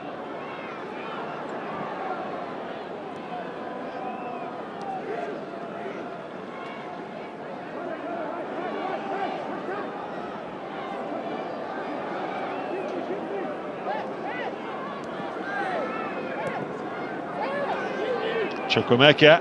Oh, brilliant ball for Guiu. Oh, he was trying to cut it back for Vega. Beautiful pass that from Chukwuemeka, who's been excellent, particularly in this second half. That figure's come down a little bit. Still very, very dominant.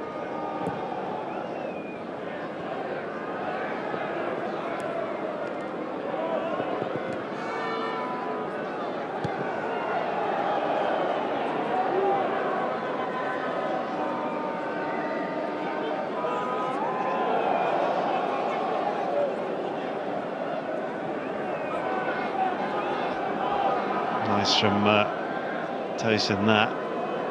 Chukwuemeka couldn't quite squeeze it through to Guiu this time. Dewsbury Hall to Ampa. Can he beat Vorogovsky this time?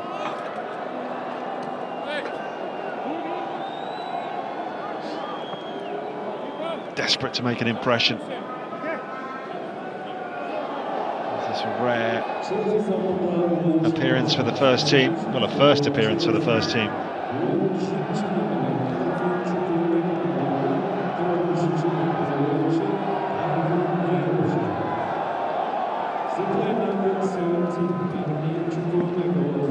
Well, I think he's played really well, Carney Chukwuemeka. Let's hope for his sake that those injury problems are behind him, because he's got so much to offer. And on instead, Harvey Vale, the England under-21 international. Where's the armband for the under-21s? Led them to victory in the under-21 championship not so long ago.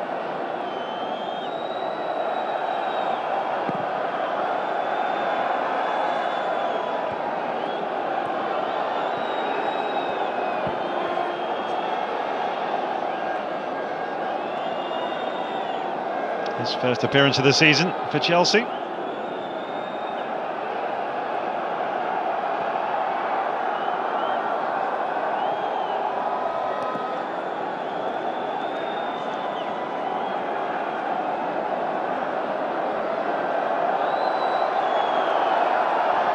Midway through the second half, walking pace. Disasi.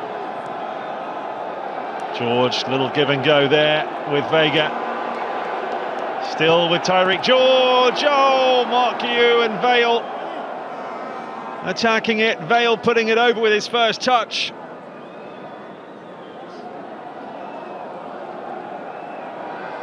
Did he get a deflection? That would have been some entrance, wouldn't it? Corner to Chelsea.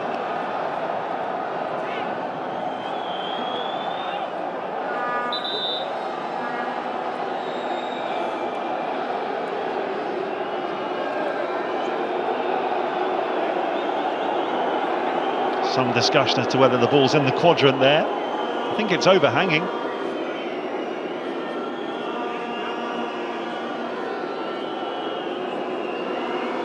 It's not a problem, is it? It shouldn't be.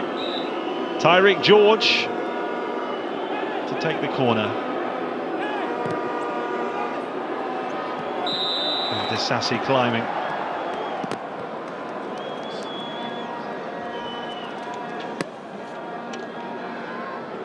Netted a couple of goals this season, Disasi. One in this competition, one in the Premier League.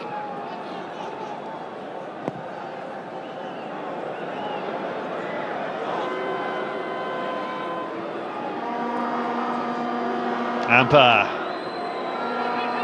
No way past Vorogovsky again. The experienced Astana left back has won that little duel since half-time.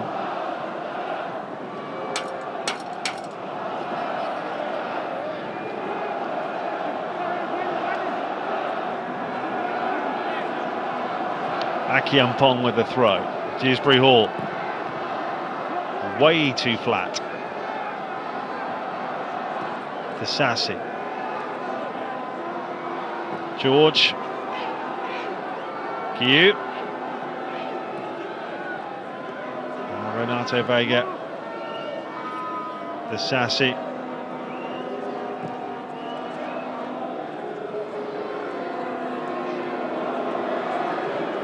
Nicely done by Disasi. Tyreek George. Oh, goalkeeper got a palm on that, crucially. Camera dispossessed. Vorogovsky will bring it away. 20 minutes to go. Crucial intervention from Sison. It's out for a throw.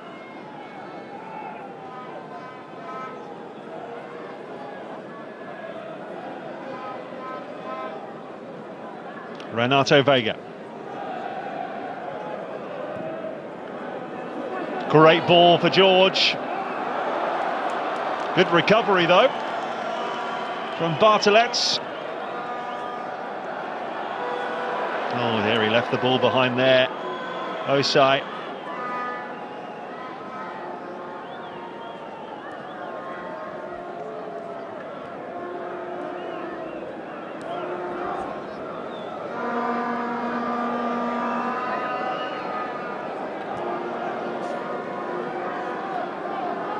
Still no change to the half-time score.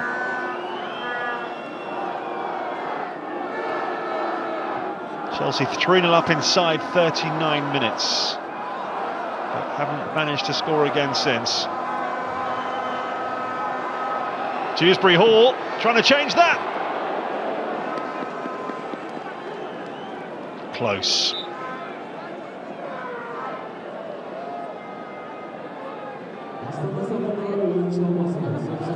Scorer in this competition against Ghent. His one and only Chelsea goal so far. Off goes Jeffrey Charles, who's been ineffective since half-time. Ramazan Karamov is his replacement. He'll go straight up front.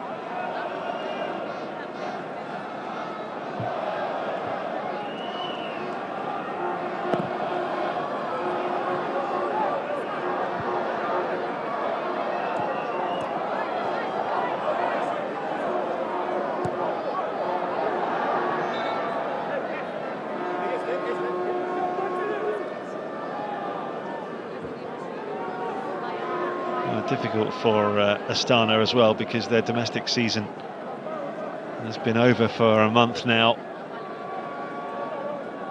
And they're still relatively early days in this competition. And if they make it through, of course,